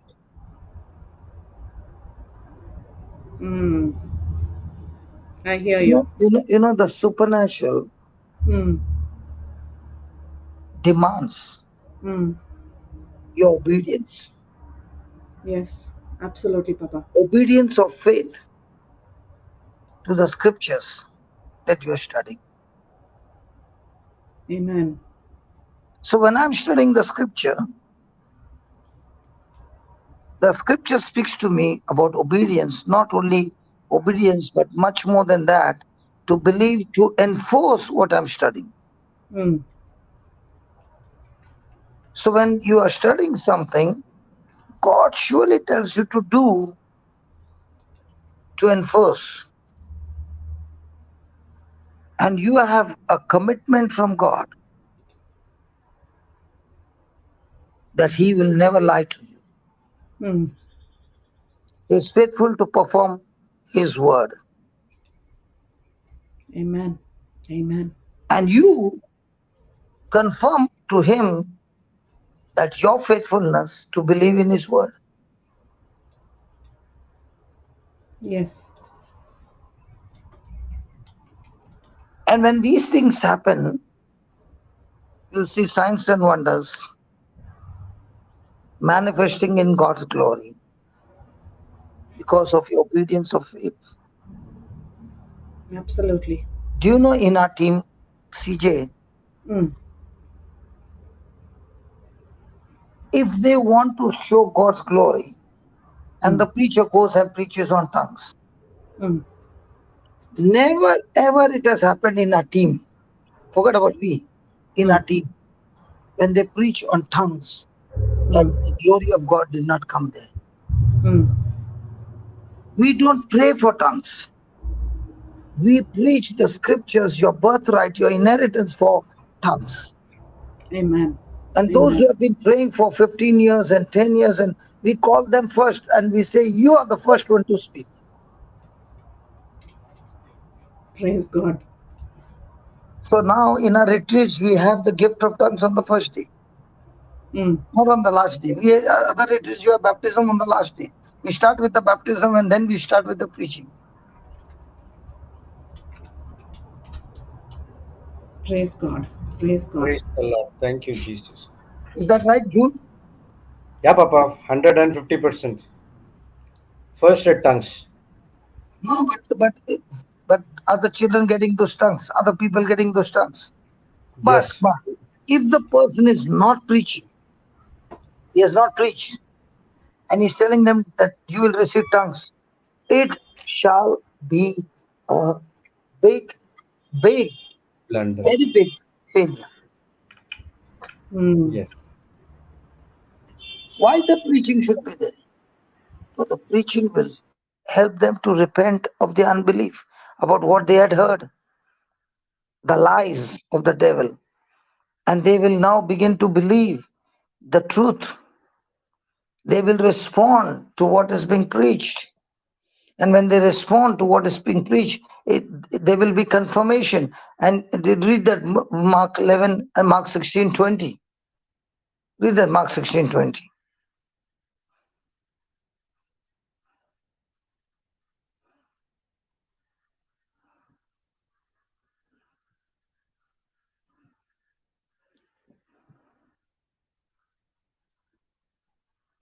Read.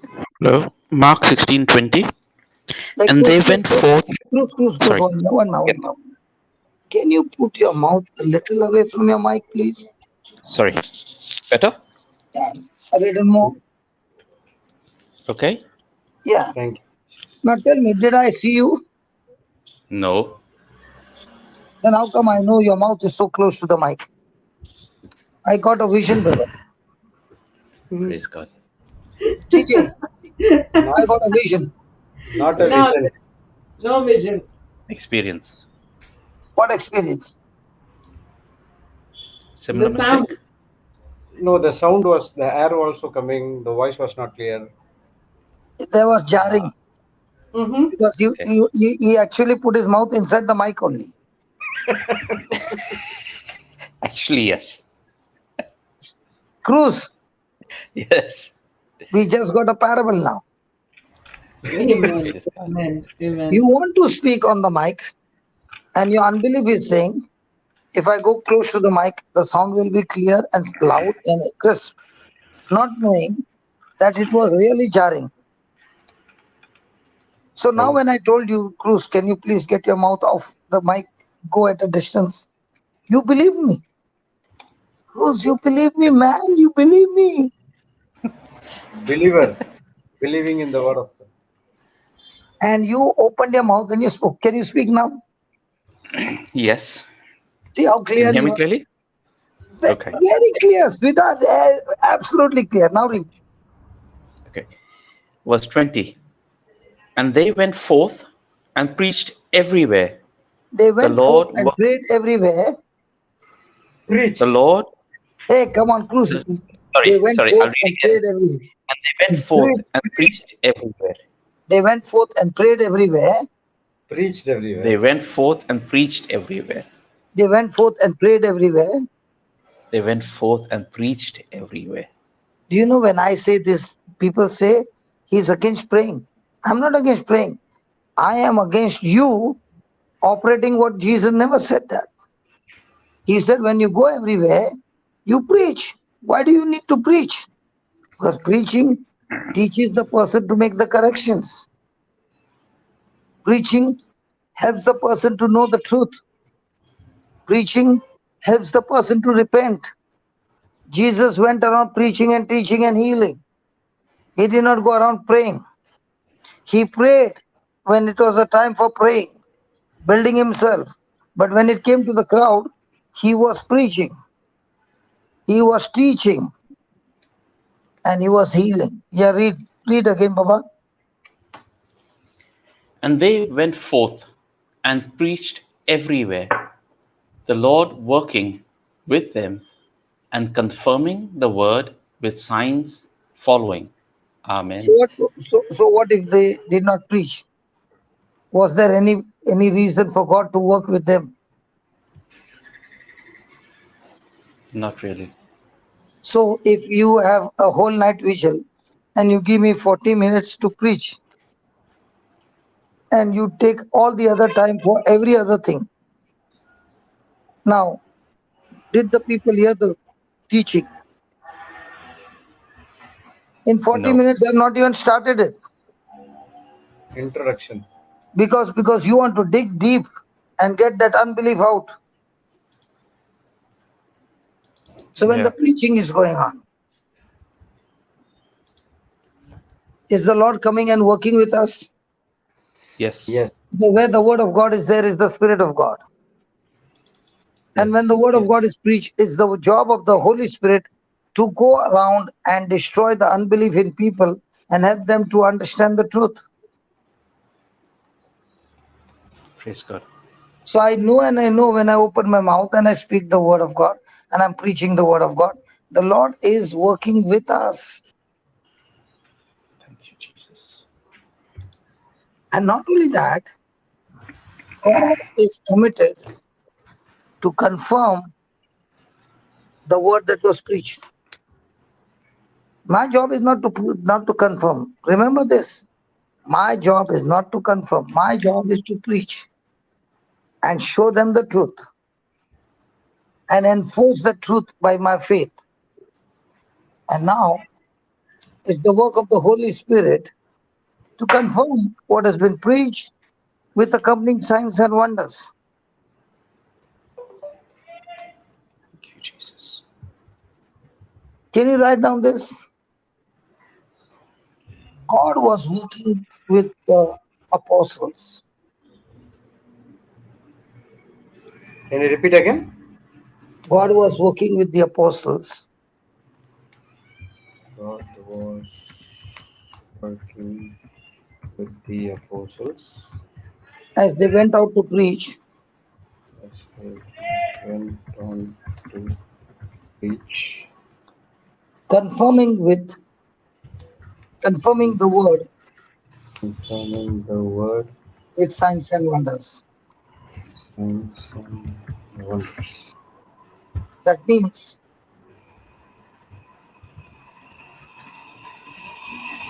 That means. when we put the word of God, That then means. that means when we put the word of God Mhm. The word of God.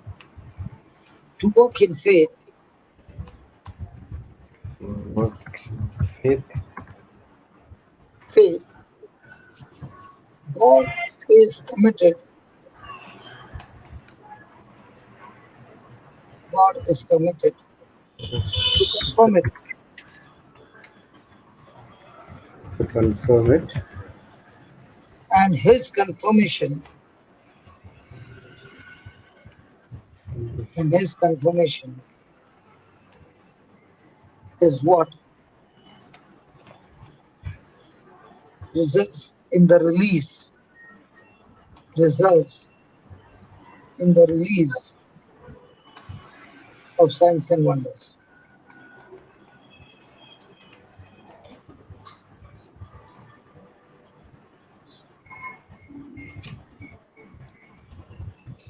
Signs wonders. So tell me, is it depending on God to do the signs and wonders, or is it depending on you? On us to speak first. Close, come on, talk, man. When you come, I get excited. Come on, talk. It is us who has to speak first, to Yeah. then get God activated. And if you are Not speaking it from the head, then then does not work because you have to speak His word. how do you know it's from the head or from the heart?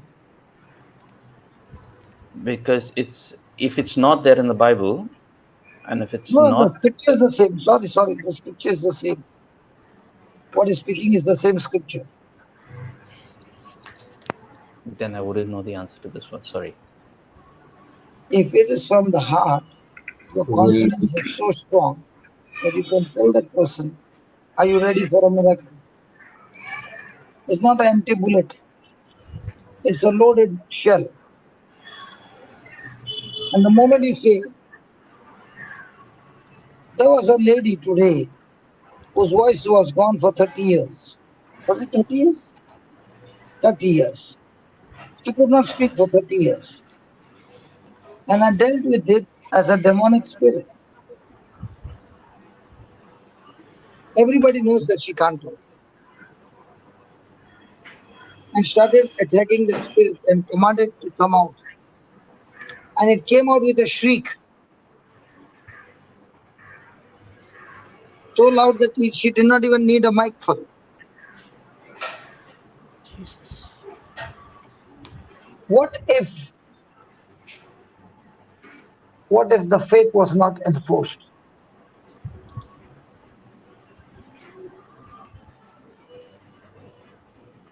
Would she go home healed? No. Not at No. all. Not at all. What if I had to pray over her and not rebuke it? Would she get healed? No. So is God committed to confirm the word with accompanying signs and wonders? Yes. So ultimately, is what I do with the word of God. What I do with the word of God is what determines the signs and wonders, the experience, and the command, the confidence. God wants to manifest His glory. God wants to perform signs and wonders, but He needs a body, a human body, to speak His word mixed with faith. And not only speak with faith, then enforce that word to go forth and perform signs and wonders.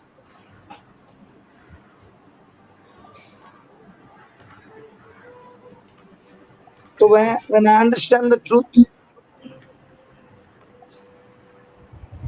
now I'm willing to enforce that word obeying the word, mixing my faith. And when all this works together, now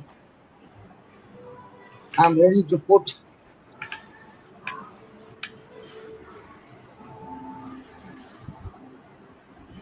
It is like you are a policeman in uniform, and you are in authority and you are in command. And now you give the orders,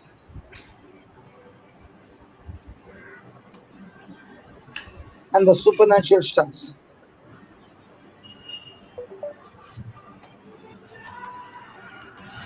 Praise God. That is why Paul said, I'm not ashamed of the gospel of Christ. Why? Because it's the power of God.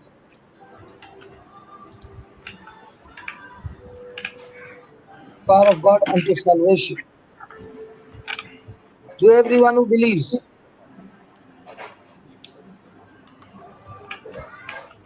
Romans 1:16. Amen. Indeed. Amen.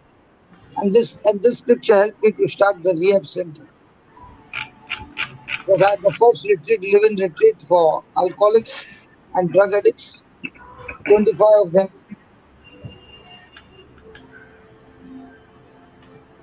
And all of them in a resort. And I still remember when I was young, they used to have cage wrestling. I've not seen WWF, but when I was small, might be about 8 or 9 years, I had a lot of cassettes on bloody wrestling, and they would put it into a cage, Yeah. and the cage would be locked. So no outsider can come in, no inside man can go.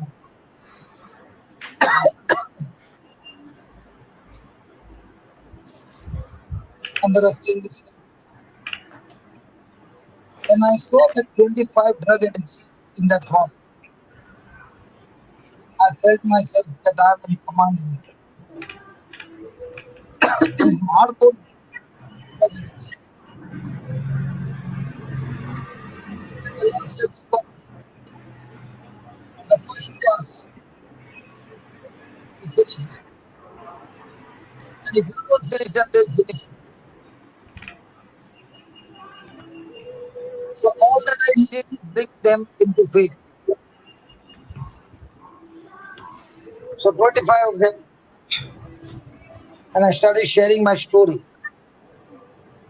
And I shared my story, how Jesus came into my life and how Jesus helped me. And the same Jesus wants to come into your life and help you. And I want to introduce to you a new drug which is free. And it is available free. And you can get high on this. And I led them to the promise of God. And I said, you know what? The Bible says when you open your mouth and you speak God's word, life comes. Praise God. Life and death is in the power of the tongue. And I took that Luke 4:18 and 19. I said, we'll now repeat this for half an hour. And the one who is going to say it attentively from his heart, you will get high much stronger than the drugs that you have taken. Thank you, Jesus. So we all started, and I told them, you will go high, so high. And this is the free drug available to you anytime, anywhere. There are no side effects, only good effects. Let's hold hands and let's begin. Praise God. Let's close our eyes. And we began speaking for 10 minutes or over. And I said, Lord, I know one thing. Life and death is in the power of the tongue. As they are speaking, Lord, you're going to do and confirm the word. As we came close to 10 minutes, 2 of them fell down. When 2 of them fell down, everybody's holding hands, their eyes open, and they began to look at those 2 fallen down. I said, I told you this is a powerful drug. Close your eyes. If you want, let's continue. One by one, they began to fall. Thank you. We had a retreat for 7 days. Not one of them had a withdrawal. Thank you, Jesus. And they were all closed in the door. Thank you, Jesus. Thank you, Jesus. This scripture helped me to face 25 hardcore drug addicts And the power of God tamed them, Oh, that none of them fought, none of them rebelled, none of them had wow. withdrawals. Wow. Everyone Wow. were listening to the word from morning till night. Wow. Thank you, Powerful Jesus. cage match. Powerful cage match. Because I told you, I love adventure. And when you got a partner like Christ with you, you can go boldly and courageously and confidently, relying on His word, relying on Him. Because He said, you do the speaking, I'll do the bashing. Brother, a question Papa. Yeah, Sorry. please, A question go comes ahead. to mind. Okay. Yeah, please. Now, when you were speaking about head, not are you operating in the head or are you operating in the word? Yeah. What if you are actually now this has kind of happened that you're in the mass, you're listening to mass attentively, and in between the mass, there's something telling you that you can see a child who's actually disturbed. Says go across and pray. Now, is that head knowledge or is that some voice knowledge telling you No, this? what did Because you say the last line? go across to that child and pray for that child. My friend, you don't have to go and touch the child. You can sit there and release the Pray word of for faith. that It child. will still get the child. Okay. Okay. Because Praise when God. you get up and go there, you are going to disturb the whole church. Exactly. Praise God. Now, when we are traveling in the bus, there are some. Now, when I'm coming by flight, before the flight can take off, the child is screaming. And the first thing the devil says in my mind, you're going to have a sleepless travel. I said, no, devil, Ooh, I'm going to put the child to sleep. praise God. And you speak the word of faith, don't even go and touch the child. You release the word of faith, and the word of faith will go and do the job. Thank you, Jesus. This is what makes this class interesting. Simple questions get answered which you cannot ask normal people. And somebody, can you mute your mic, Baba? Who's that? Who's is it you?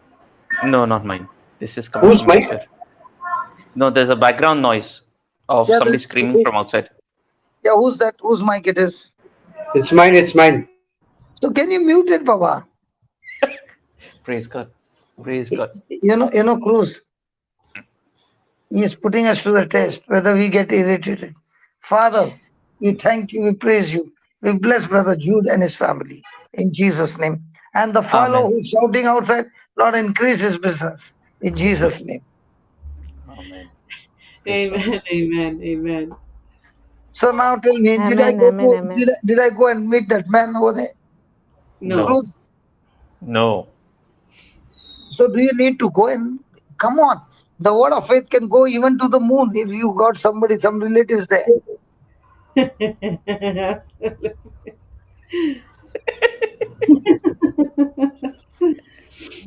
Amen. Absolutely. It can go anywhere, over the seas, over the skies, over the atmosphere. Because the spiritual realm is unlimited. How much can you think? How much can you imagine? It's there is no limit for it. Mm. How big can you think? Cruz. Yes. God is searching for daydreamers who Praise can dream God. big and mix their faith and start speaking their faith. But the problem is, when you preach that God is looking for daydreamers, people want to dream about a house with 10 rooms. And when God gives them the 10 rooms, now they're saying, who is going to clean these rooms? Wants keep increasing.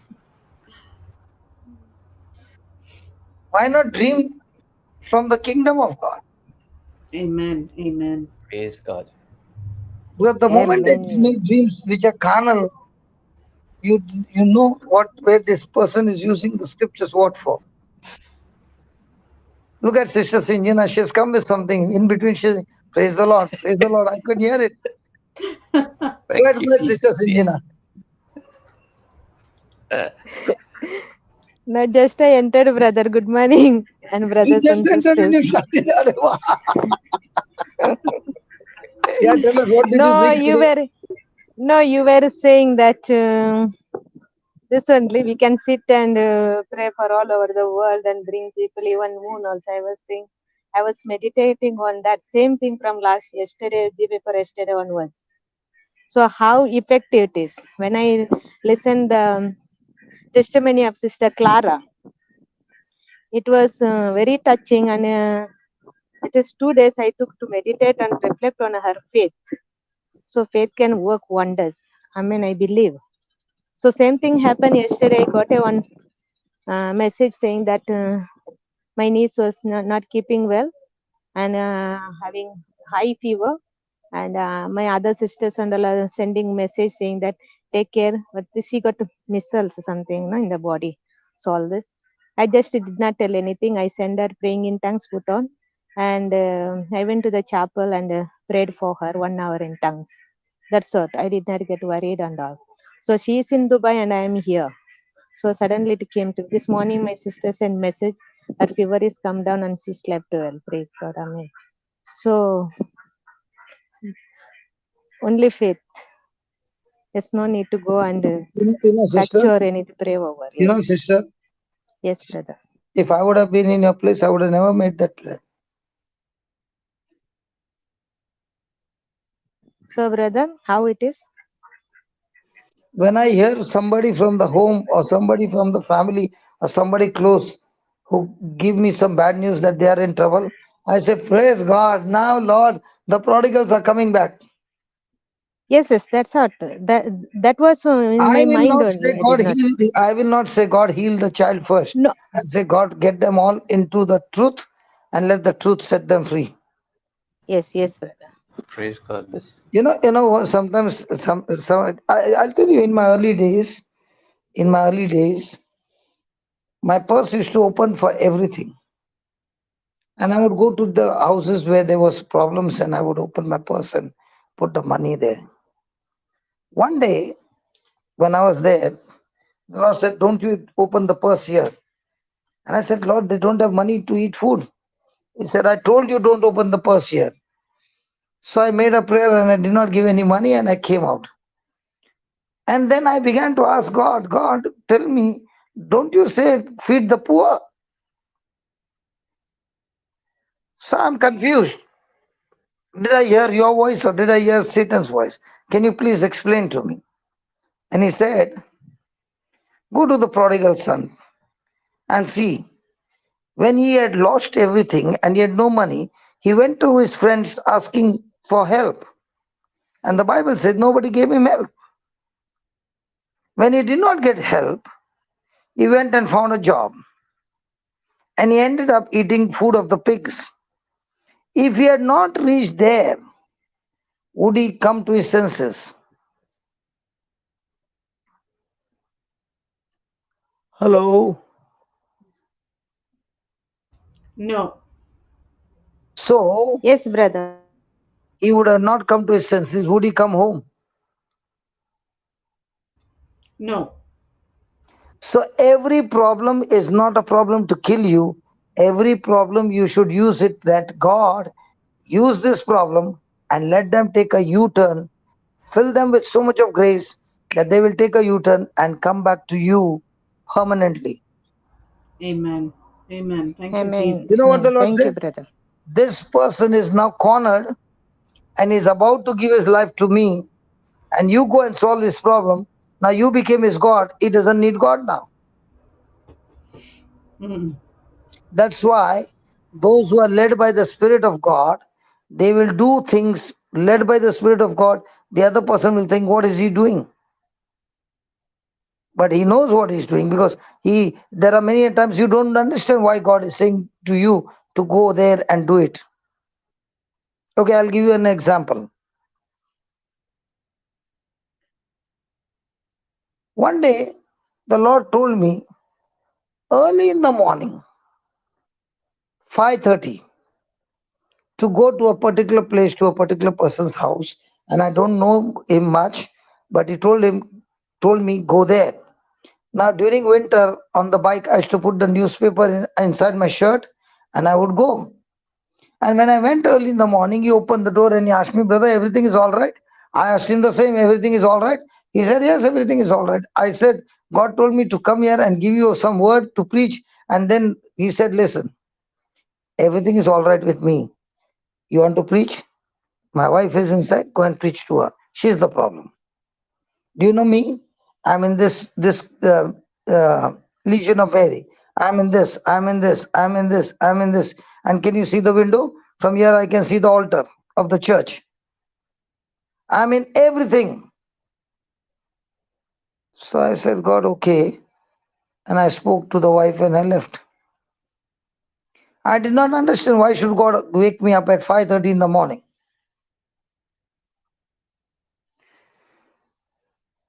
After a few days, a month might be, the wife called up and said, he's sick and he's on the bed dying.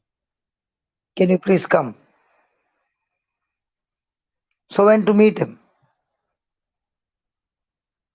This time, he was ready to listen to the gospel. This time he did not say, I belong to this group and this group and this group and this group. Like a child, he was listening. Wow. After 3 years, maybe 3 or 5 years, I don't know, I was preaching in Goa. And suddenly I saw a man in a short pant with bread and eggs. Do people come to in Goa? Cruz, I want to ask you, you are a Goan, right? Yes, yes. Do people come with bread and eggs into the church? Half pant? Not at all. Yeah. Not at all. This fellow comes to the door with eggs and bread in a half pant and looks at me. And I look at him and I'm so happy that this fellow is alive. And after the meeting he did not even go home. He's standing there. After the service, I asked him, how come you're here? He said, brother, I heard your voice outside. I recognize this is my brother's voice. That's why I came to see whether it's you. And he came Praise inside. God. Then I said, you are dying, no? What happened? He said, brother, I started listening to the CD. On the 25th morning of December, I told my wife, I want to go to church. And somehow he managed to go to church. And he was sitting at the last bench. Is it possible, all of you are there, is it possible on the Christmas Mass, the person with the second reading has disappeared? Not possible at all. Huh? Not Oh, possible. no comment. On a Christmas Mass, they have to be there. I A don't know what happened. backup is generally prepared. We don't know what happened. That second reading fellow has disappeared. Mm. And father gets up and he looks at this fellow has entered the church. He is in all the groups, right? Mm. Yes. So he tells him, come here and do the second reading. Mm. Now when he's getting up and taking one step, no, he's thinking, this is the place that God has chosen me to die. Today is my death on the altar. And somehow he manages to come up and he starts the second reading. And then the hallelujah is there, the gloria. Hello, hallelujah. Yes. Hallelujah. Yes. Yeah. Acclamation. Okay. Hallelujah. And this fellow is good in singing. He's singing with the choir. And he does the reading. The reading is over. The hallelujah has come. And now father is coming for the gospel. Bang, the power of God comes on him. Instantly, he's completely healed. Praise God. And I told him, why you did not tell me all this? He said, brother, I learned a good lesson. I was a leader in all the groups because I always wanted to be on the top. But honestly speaking, I never knew the Lord. Today I'm not in any group. Today nobody knows me. But praise God, I know my God. I know the Good Shepherd. And I take my guitar all alone to those places where the sick people are aged people are, and I sing God's glory, sharing the word, telling them what happened. And I've got a fantastic ministry. Nobody is with me. I'm all alone, me and Christ. Praise and Thank glory to God. you, Wow. Jesus. Thank you, Jesus. Thank you, Jesus. So tell me, sometimes God will tell you to do things which you don't understand.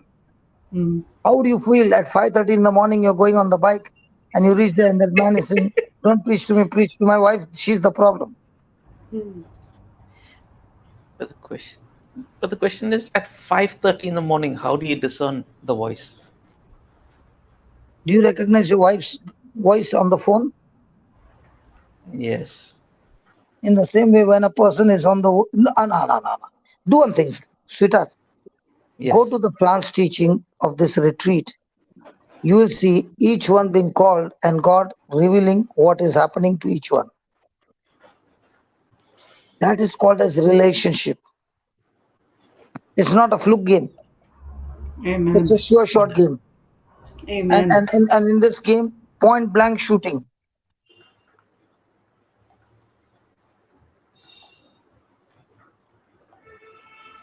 Praise God. Praise God. Thank you, Jesus. Thank Okay, you. Cruz. I'll give you a Yes. hint. Does Mark 11:24 says, put that Mark 11:24, please. Today our topic totally changed, man. But Sorry, it's I didn't good. mean to do It's that. good. It's good. It's good. It's good. It's good. Don't be guilty.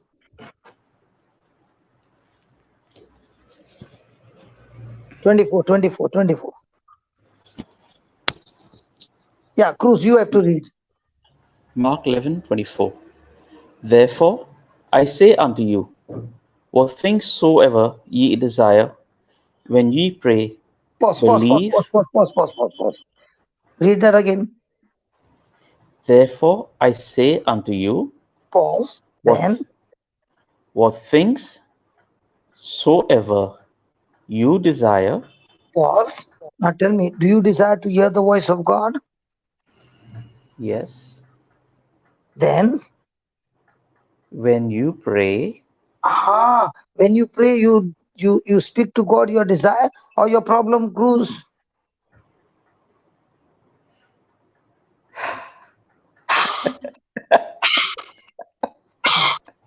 Today there was that lady. Whatever I asked, before answering, she would say. So even I got that same anointing on me. I also started. Cruz, yes, is it a blank check? yes, So why don't you ask him?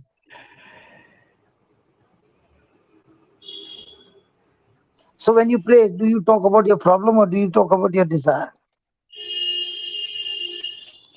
we start with praising, but it invariably lands up being Hey, come on, telling the I'm not. problem. I'm not saying when I come to God, no, I don't go with that steps. This. Whatever my heart says, I go and talk to Him directly.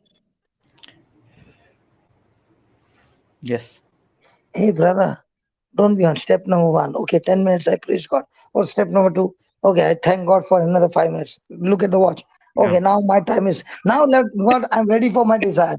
If you do that, do one thing. When you go home, you are at home, no? yes, Talk to your wife for yes, 10 minutes. Look at the watch and yes. say, okay, my 10 minutes of praising you is over. Now, 5 minutes Thanksgiving is over. Now, wife, I'm ready to put my desire.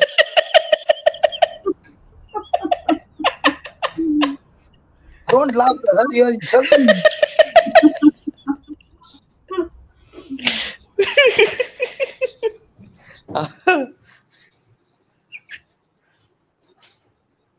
Is the wife there tickling you? No, I had to put this on headphones, so she can't Good, hear. good, good, good, good.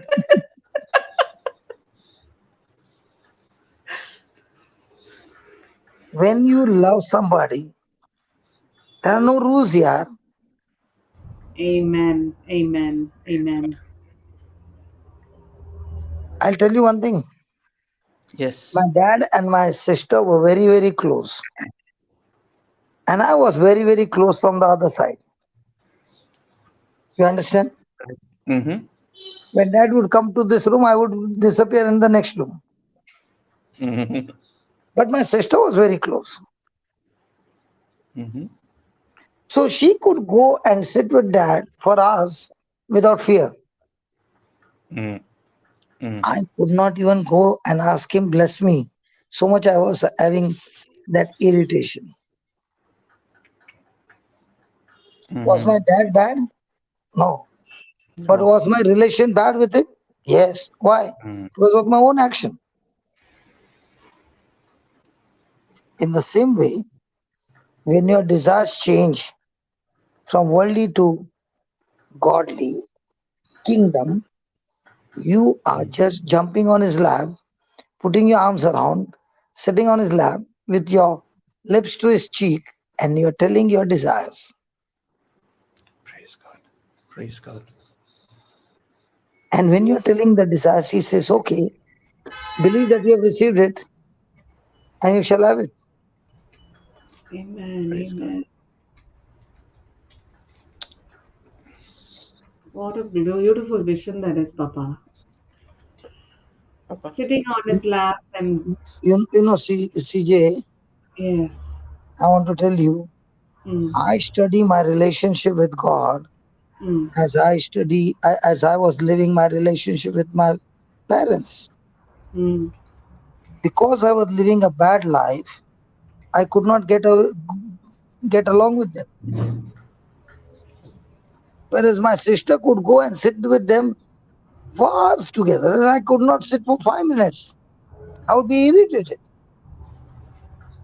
But as my life began to change, today I don't want to go. Now I came to France. Did I go sightseeing? No. I went to Ireland. Did I go sightseeing? Did I go here? There? Now the only interest is, God, what is it that you want me to do for you? I'm ready. Tell me, Lord. I just want to get ready. Do anything for you. And I believe, Lord, you're with me. And I receive everything that I need, all the resources I need. Praise God. Praise God. I've got a desire. Now I've got plenty of gaps in between. The weekends I've got booked. The gaps are there. So I'm thinking I've got a European visa. So why not go to Switzerland? Why not go to Italy? Why not go here? Why not go there? So I'm praying to God and I'm saying, God, talk to somebody who can say, can you come to this place? We have got 30, 40 people waiting for you. And you don't have to buy my flight ticket. I'll buy my ticket, everything. You only have to gather the people. I'll do my job and I'll go. That's my desire. That's what Thank I'm you. praying. Thank you, Praise Jesus. God. Thank you, Jesus. Because I don't Thank want a holiday. I don't want 1 day holiday. I just want to go because God has put that fire in me and is surely giving me somebody or the other who is saying, can you come? We are ready. Thank you, Jesus. Thank you, Jesus. Praise God. Thank you, So Jesus. if I'm going to plant these seeds in different places, in different countries, in no time the fire is going to catch and we are going to have more stations in many places. Thank you, Jesus. Thank you, Jesus. Thank you, Jesus. That should be your desire. But our desires, even after getting born again, is still the same carnal desire. Then the question comes, did you really get born again? How come your desire is still for money? How come your desire is still for gold? How come your desire is still for the worldly things? When God has given you the treasures of heaven.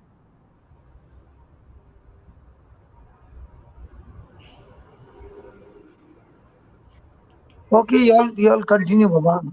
Thank Because you, I'm Jesus. not giving anybody any chance. Come on. Papa, I have Thank a you. question for you. Sorry. Yeah, If yeah, I yeah. may. When you ask a question, even in my sleep, I want to come back. Sorry. Okay. I want a better understanding of this. Now, if you recollect, you had come to Dubai and you had come to Yeah, and I was staying with a family. yeah, yeah. I Now, the remember question that. that comes up, yeah. Now, when I was staying with them, you remember the special child that was there, Yes, and it was that when I was with them, I would encourage them to get into JCILM. I would share those teachings with them, and I had got them connected with a warrior on JCILM. Having said that, I was also drawn with the fact of pray for the child, and I would sit down and pray with the child, and the child you would have seen. Now he doesn't know ABC, but would be willing to repeat what you told him. I mean that's how it was, and I would sit with him alone because the parents were actually Hindus, but the father didn't have any issue with me talking about the Bible with his son. Neither did the mother, though she had reluctance.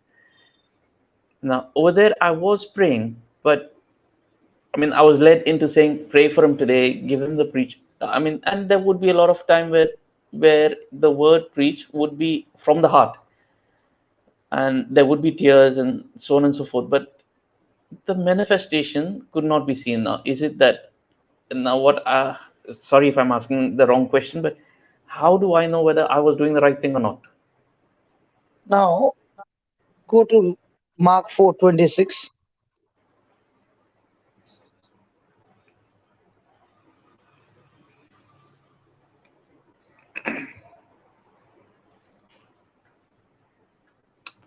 Mark 4:26, and he Yeah. said, "So is the kingdom of God, as if a man should cast seed into the ground Read and the should next. sleep." Read the And 26 on the next column. 26 compare. Yeah. Then he said, "The kingdom of God is like a man who throws seed on the ground." Then 27. 27, and should sleep and rise night and day, and the seed should spring and grow up. He knoweth not how. Compare. Compare.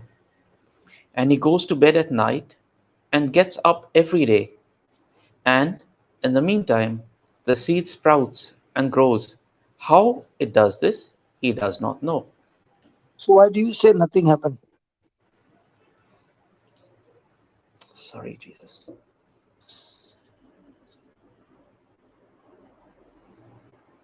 Cruz, Yes. do you know what an advantage we have? We can go to every place and cast the seed. Okay, I'll put it this way. In Goa, they play football, right? Yes. And you see there are big fields where they are playing football and the ground is uneven. I'm talking about gully Yeah. football. Yes. Okay. Yes. Yes. And as they keep on playing, there's no grass, nothing but just mud. Yes. Correct? And so many Yes. boys are playing, they're stamping the ground and all that, right? Right. But then the rain comes. Yeah. How come that ground became Grass green? grows. The grass just grows. No, no, but who went and put the seed? Don't know. It was just there. It grows. But even though the boys were stamping the ground, they were playing in the mud, the ball and everything, did the seed die? No. The moment the rain came, it made the seed sprout. Yes. If that seed on the ground can sprout and grow, how much more the incorruptible seed of the word of God that you are thrown in the hearts of those people? Amen, amen, amen, amen, amen. It's not your responsibility, Baba. It's not your responsibility to make the seed grow. That's none of your business. Your job is when you cast the seed, go to sleep. Don't you worry. Do you know what's Praise God. hindering God? Our own worry. Because what we understand is because I cast the seed, I want to see the change in the child. You don't have to see the change in the child. You have to believe your desire that you have received it. How? I don't know. Praise God. When? I don't know. Don't, Where? I don't know. If don't you know. ask me any question, I don't know. But I do know one thing. The seed was cast, and I'm not uprooting the seed with my own words, with my own negative thinking. I continue to apply my faith till the end. Praise God. Amen. Amen. Amen. Papa, Thank you, Jesus. Amen. Yeah. Praise God. Praise God. Yeah. to give an example of Mark 4:27, a practical example is Sister Clara. Mm. She had the word of God in her heart, the good soil of her heart, and she went to bed. The condition was not looking good on the outside, but she was at rest. She did not go to dig up and say, Lord, I've been saying this scripture, I've been ministering to so many people. Is this what I get for my own child? How can you do this to me? Nothing of that sort. How many times did she call any warrior and say to them, please pray for me? Uh-huh. Because when you know what's happening deep inside, how many times do you hear me saying to people, keep me in prayer? No, never. If my faith can move mountains, I would rather stand in my faith than I tell you, pray for me, and you make all those negative prayers and cause destruction in my life by your negative prayers. If I never told you to pray for me, then I never give you the green signal to pray for me. And if you're making the wrong signal, if you're making the wrong prayer, I've already agreed with you. It's True. dangerous. Yep.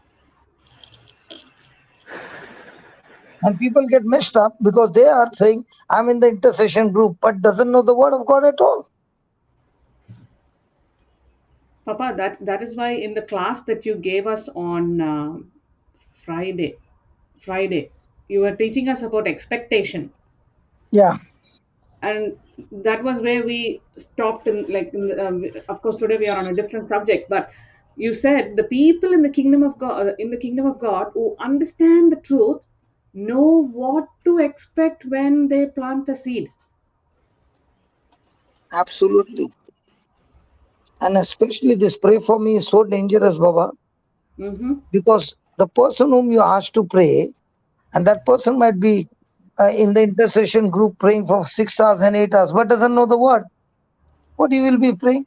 Lord, please heal this person. This person is going through so much of problem, and this.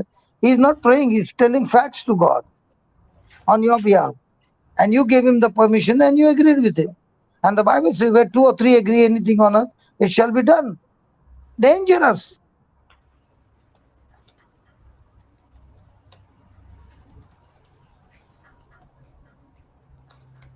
I will not tell anybody pray for me when I don't know what is going to pray.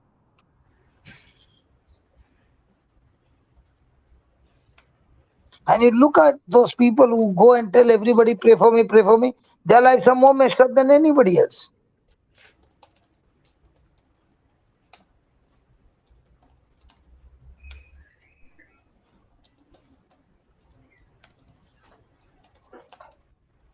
The spiritual realm is perfect.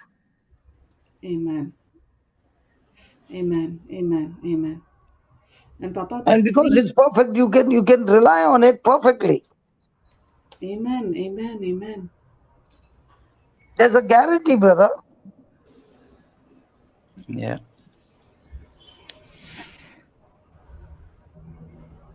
Papa, because the seed, Papa, is the Yeah. word. The seed is the Yes. word. And Jesus is the word, and there is no corrupt thing in Jesus. Absolutely.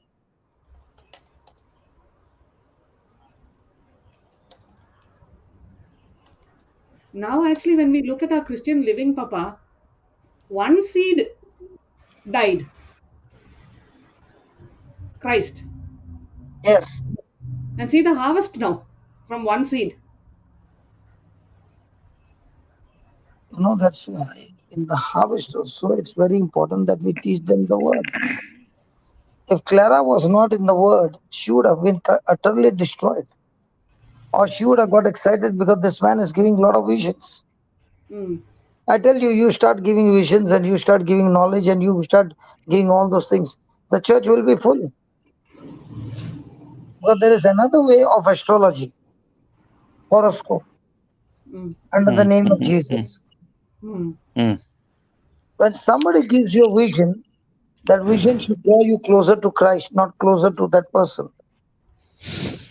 Yes. are not closer to that vision. Anything that the preacher is preaching or anything the preacher is doing, if that person is not able to draw that person to Christ, it's a cult.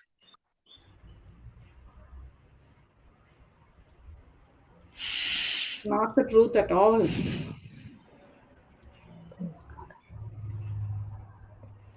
Thank you, Jesus. Thank you, Jesus. That preaching has become rampant because of fear which some people sit with, knowing not what the future holds. So they want to know the future, and then that is when we That give is opportunity where for these kind of people. that Yeah, is where sorry. the devil is bringing the people over there, so that they all get infected with that, and it spreads Mm, like a wildfire. yeah, And and do you know the real mark of a strong church is that when trial comes, mm, persecutions come, opposition comes, they're still rejoicing and standing firm on the ground. That's the right church. Mm. But where worry is there, that's a demonic place. yeah, Because if the top leader has got worry, what is he going to infect people with? worry itself, If the top person has got faith, what will he infect people with? faith. That's how it works. If But the that's the top funny person has got desires for worldly things, what will he teach people? worldly things. And the top person is teaching to die to yourself and living that lifestyle. What will he teach the church? Dying to self for the And sake of Christ. how many members will he have? So That's it's not the number game, my friend. yeah. The number game doesn't mean you have got a prosperous people, a prosperous church, a prosperous team. Yeah. The real mark is when everything goes like a wildfire and storm, how many of them are still standing strong? These are Yes. the wise men. Rest are all foolish men. Yes.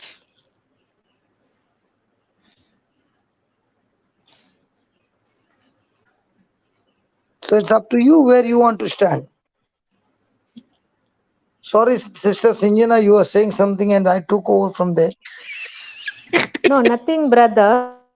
Brother, this is the topic is very deeper topic. We must maybe 1 week reflect on it also. We will learn many things, brother, with this, because you even sometimes we it's a strong faith only Sister Clara that had that much, but I feel even myself Mm, sometimes I waver because I doubt, Everybody, because sister, this mm, Catholic everybody Church, wavers. yes, brother, yes, Everybody yes. wavers, but the ones who are rooted, no, they come back quickly.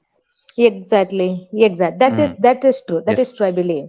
Yeah, but there are many, maybe in thousand, maybe 10, I can say the scale like that. No, it's because when I see, because many of them ask, pray for me, pray for me.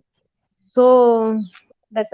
But we say, but one thing really appreciate to one of in the team member only, one who is in come to the JCM just 2 weeks ago. Yes, day before yesterday, he called me and told, Sister, I was going through something. There's some temptations and all. Suddenly, I thought to call you and how to go about it. Then soon, Holy Spirit inspired him. Why should I ask, sister? I know how to handle. I know I got the word. So I'll going on repeat the word of God. So he did that.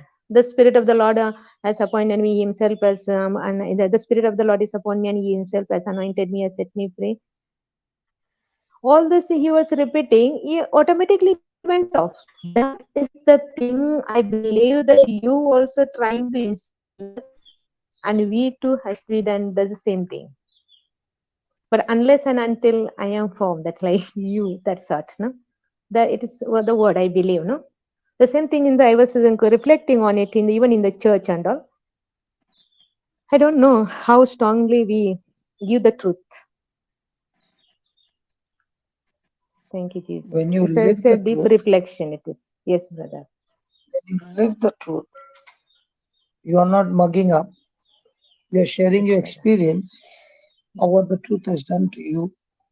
And with the experience comes the prompting of the Holy Spirit to make this teaching very easy for people to practically understand with parables.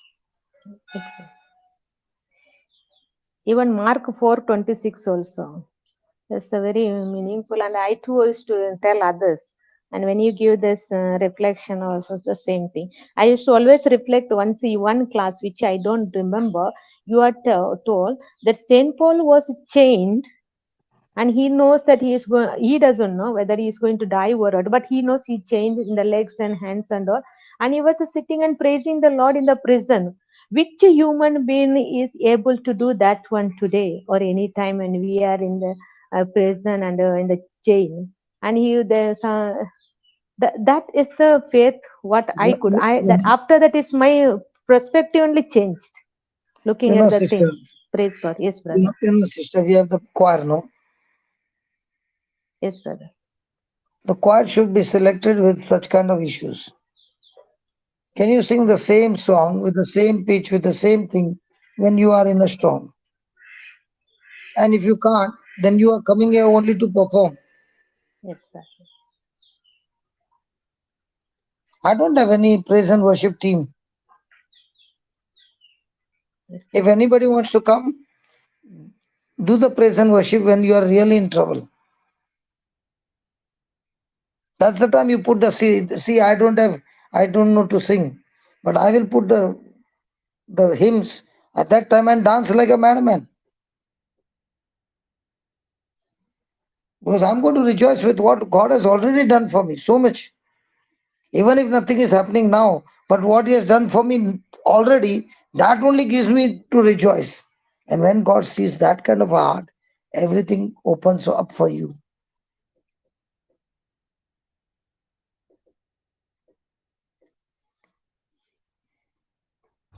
Thank you, Jesus. Thank you, Jesus. Thank you, Jesus. Amen. Thank you, Jesus. It's a John the Baptist life, like he just showed Jesus that he is the Lamb of God, and he disappeared. It is each one's call that Do you when I know? am fully soaked with Jesus, so I am able to point out Jesus to others, so I can just get disappear Do you in the know, world. sister? Yes, brother. Do you know, sister? If John the Baptist could fail, imagine what about us? Do you know John the Baptist died of unbelief? Don't know. He sent his disciples to ask, "Are you the Messiah?" Yes, yes. He had a Or do we doubt. look at others? How can this man of God, who was the one who baptized Jesus, who saw the Holy Spirit come like a dove, who heard the voice of God, and now saying, "Are you the Messiah?" Should we look out for others?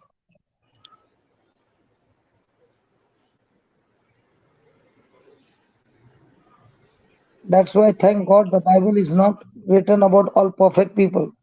People who are like us, who also made blunders, who also made mistakes, and we can learn from them what was the reason why John the Baptist made that mistake.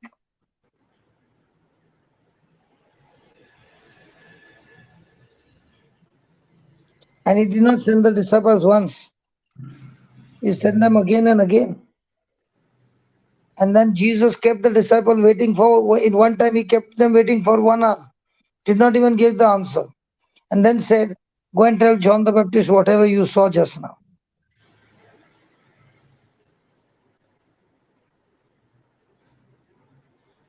The reason John the Baptist got offended with Jesus is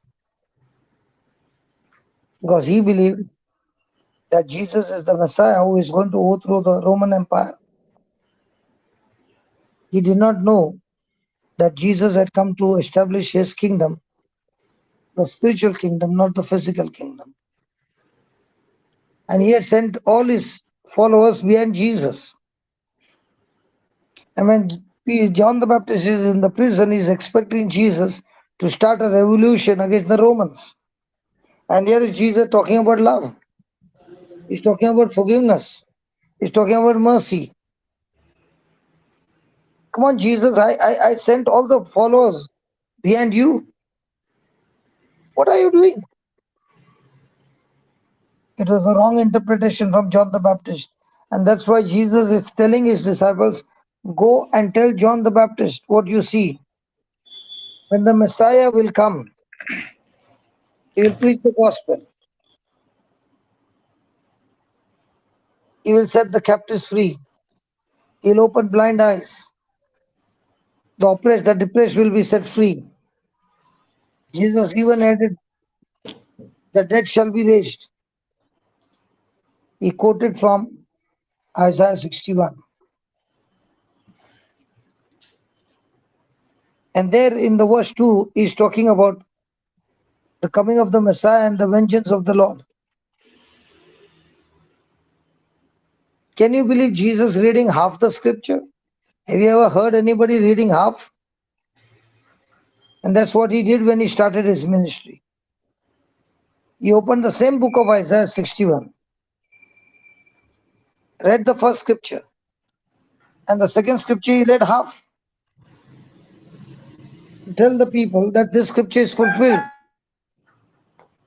The full scripture is not fulfilled, half is fulfilled. That means the first coming of the Messiah is fulfilled. I am the Messiah. But the second time when he's coming, he's not coming as a Lamb of God, he's coming to judge the living and the dead. And he's telling John the Baptist, come on, go back to the scriptures. But when John the Baptist could not understand, he was offended. And when a person is offended, he has opened the door for the devil to strike him. That's why bitterness and unforgiveness and offense is so dangerous, it can kill you. And that is what Jesus said when the apostles, when his disciples went, he said, blessed are those who are not offended with me. And he spoke so many good things about John the Baptist after the disciples went.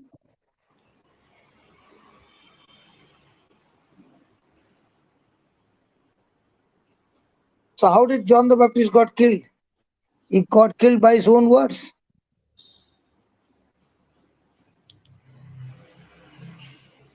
He got killed by his own offense.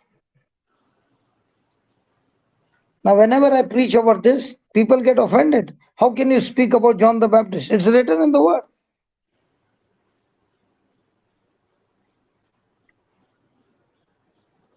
It's written in the word to tell us that nobody is perfect and every person is on the mercy of God. We all can make mistakes. Today, if I'm preaching today this way, tomorrow might be I'm also lost. That is why no man can ever boast. It is purely the grace of God that keeps us under his protection. Amen to that, Papa. Amen. Amen.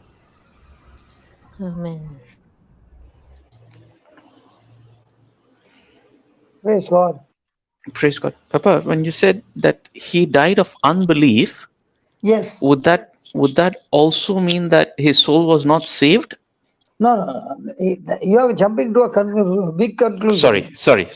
Yeah. But if you could help me understand that better. If that was the case, none of us can be saved.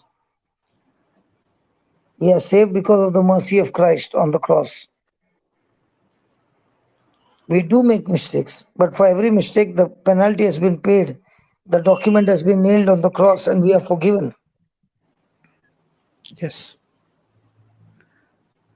But you have to believe that that is what Jesus did for you at the cross, isn't it? Yes. To be saved. Yes. To be saved. Yes. And once you get born again, the born again spirit gives you the understanding of the scriptures when you start seeking his kingdom day and night. That understanding will not come without you seeking. The more you seek, the more you will get understanding of the scriptures. Praise God. So if you've got somebody in your family who is not in belief, and who has actually gone from this world, Can you save a soul like that, or can you pray for a soul like that? I mean, I'm looking for from scriptural. Brother, I'm not an expert, but I Okay, only know okay, one thing. What I know yeah, only one thing. There is no yeah. salvation in any other name other Other name than than the Jesus, name of Jesus. Jesus. If it is given in simple Okay, English, I don't want to yeah. twist the answer. You Okay, sit with the Lord fair and point. you ask Him. If it is given clearly, then you sit with the Lord and ask Him. If you want Yes. to twist, you can twist. But the truth cannot be twisted by Mm-hmm. anybody. Like Adam Yeah. and Eve can put the fig tree leaves and they can say, we are covered. Surely they are covered. But that is not Mm-hmm. on God's standard, no? Yes. So you can use a lot of methods and please yourself that I'm covered. But God never said that. God said there is only salvation through Christ Jesus. And everybody has been given the choice. You have to make your own choice. Your father cannot make for you. Your mother cannot make for you. You have to make on your own. Yes. Okay.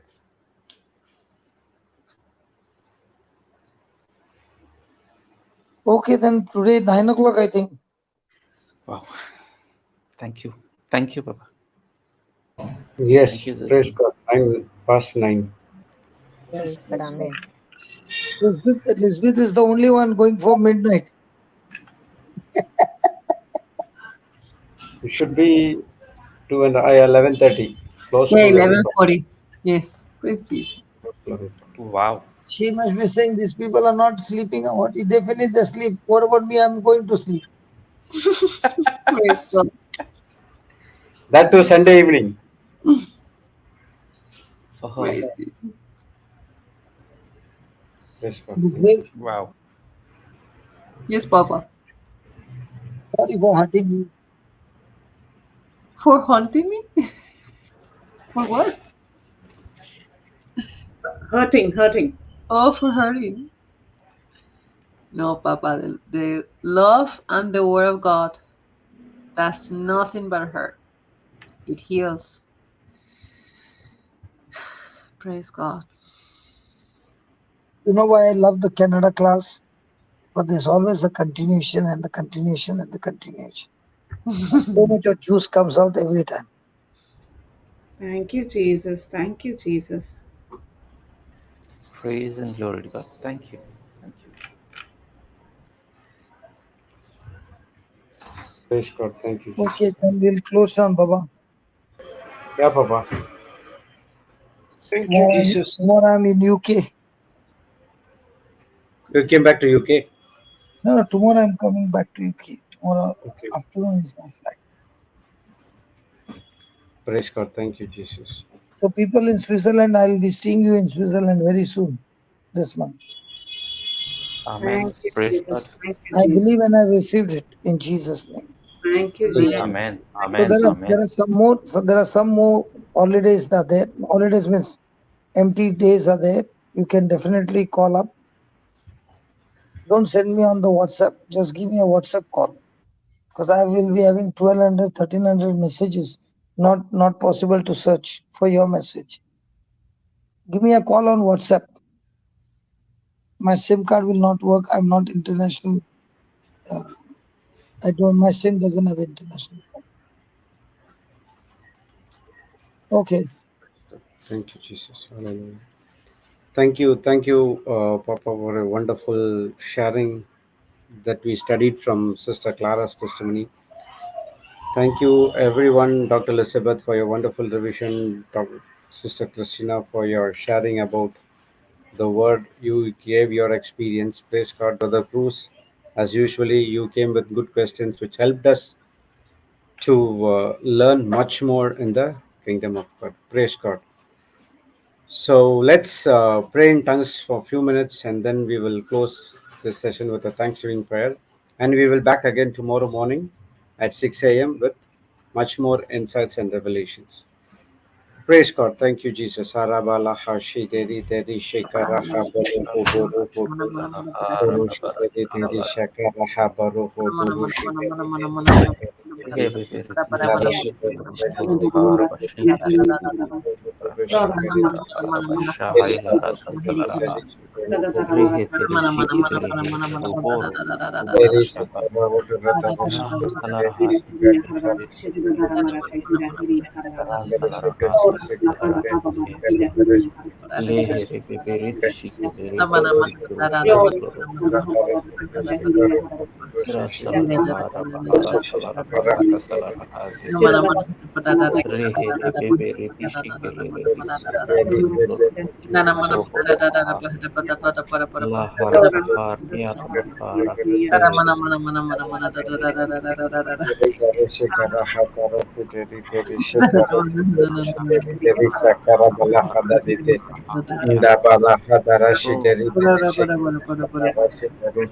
good.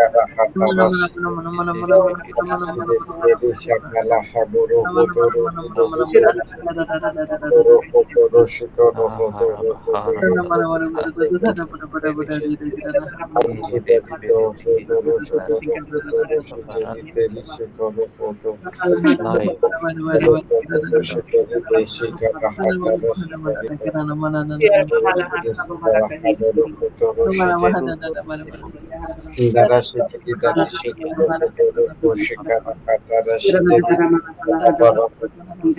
Praise the Lord. Thank you, Jesus. Hallelujah. I missed one thing. Please register for the English retreats, English retreat, which starts on July 3rd to July 7th in Bangalore. The forms are out. The forms are on the website. People could not access the website. You can send a message to the WhatsApp number or any of our warriors. You can reach us. We will send the forms links to you. So register the retreats for July month and also experience the love of Christ as well. Yes, sister, please start. you, Jesus. We have been here in the name of the Father, and of the Son, and of the Holy Spirit. Amen. Our Father, Jesus, our Savior, Holy Spirit, our helper, our friend, thank you for all the truths that we have received today. Every single word that is spoken has been anointed with the anointing of Christ, where we can go out and do the same works that Jesus did. And the glory of the Lord will be seen, witnessed with accompanying signs and wonders. Because we don't live a gospel that is dead, but a gospel that is full of life, abundant life. For it is Christ Jesus Himself who does for us on our behalf these signs and wonders. It is His promise and His word that never fails. Lord, we thank you for teaching us in the last 2 days through this testimony of Sister Clara that in life the temperatures will go up, but we don't have to worry. When things are at boiling point, we know that we already have victory. We know we can rest. We know that in those moments of testing, every impurity is burned in the fire. And even when we are in the fire, we know who is with us in the fire. All we need to do is just rest, be still, and know who is God. And thank you, Father, for grace that you give us to live by the faith, in the faith of the Son of God. As we go forth in our next assignments, we thank you that your love leads us. Your love is the light before our path. Your word is that light before our path, telling us this is the way, walk in it. Your word is the voice behind our ears, saying this is the way, walk in it. Thank you for all this comfort that you give us. The same comfort that we have received from you is the comfort that we will go forth and share in the lives of our loved ones at home, at our workplaces, at our communities. We thank you for this Canada class, Lord, where we fellowship together, drawing all men and women unto you, making them warriors, soldiers, ambassadors, ones who know how to fight with strategy, heavenly strategy, not of our willpower and of our self-effort, but with godly wisdom, using the tools of heaven to fight a battle that is spiritual, that we cannot see with our physical eyes. Thank you for all these resources that we have comes to us through Christ Jesus, and it is fully available to us. His fullness is within us. All we have to do is agree to His word, confess it out of our mouths, and believe in our hearts, and see this abundant word of God come to flesh. We thank you for all these things in the glorious, matchless, and victorious name of Jesus Christ of Nazareth. Amen, amen, and amen. Amen. Amen. Amen. Amen. Amen. Praise God. Thank you, Amen. Jesus. Amen. Hallelujah. Jesus. Thank you for your wonderful prayer, sister. So the links for the registration for the English retreat is posted on the chat comment section. You can just check it out and you can use it to register yourself. Okay. Praise God. Thank you, Jesus. God bless you all. See you tomorrow again at 6 a.m. IST. Thank you, Brother Jude. Thank you, Thank you, sister. everybody. Praise God. Shalom.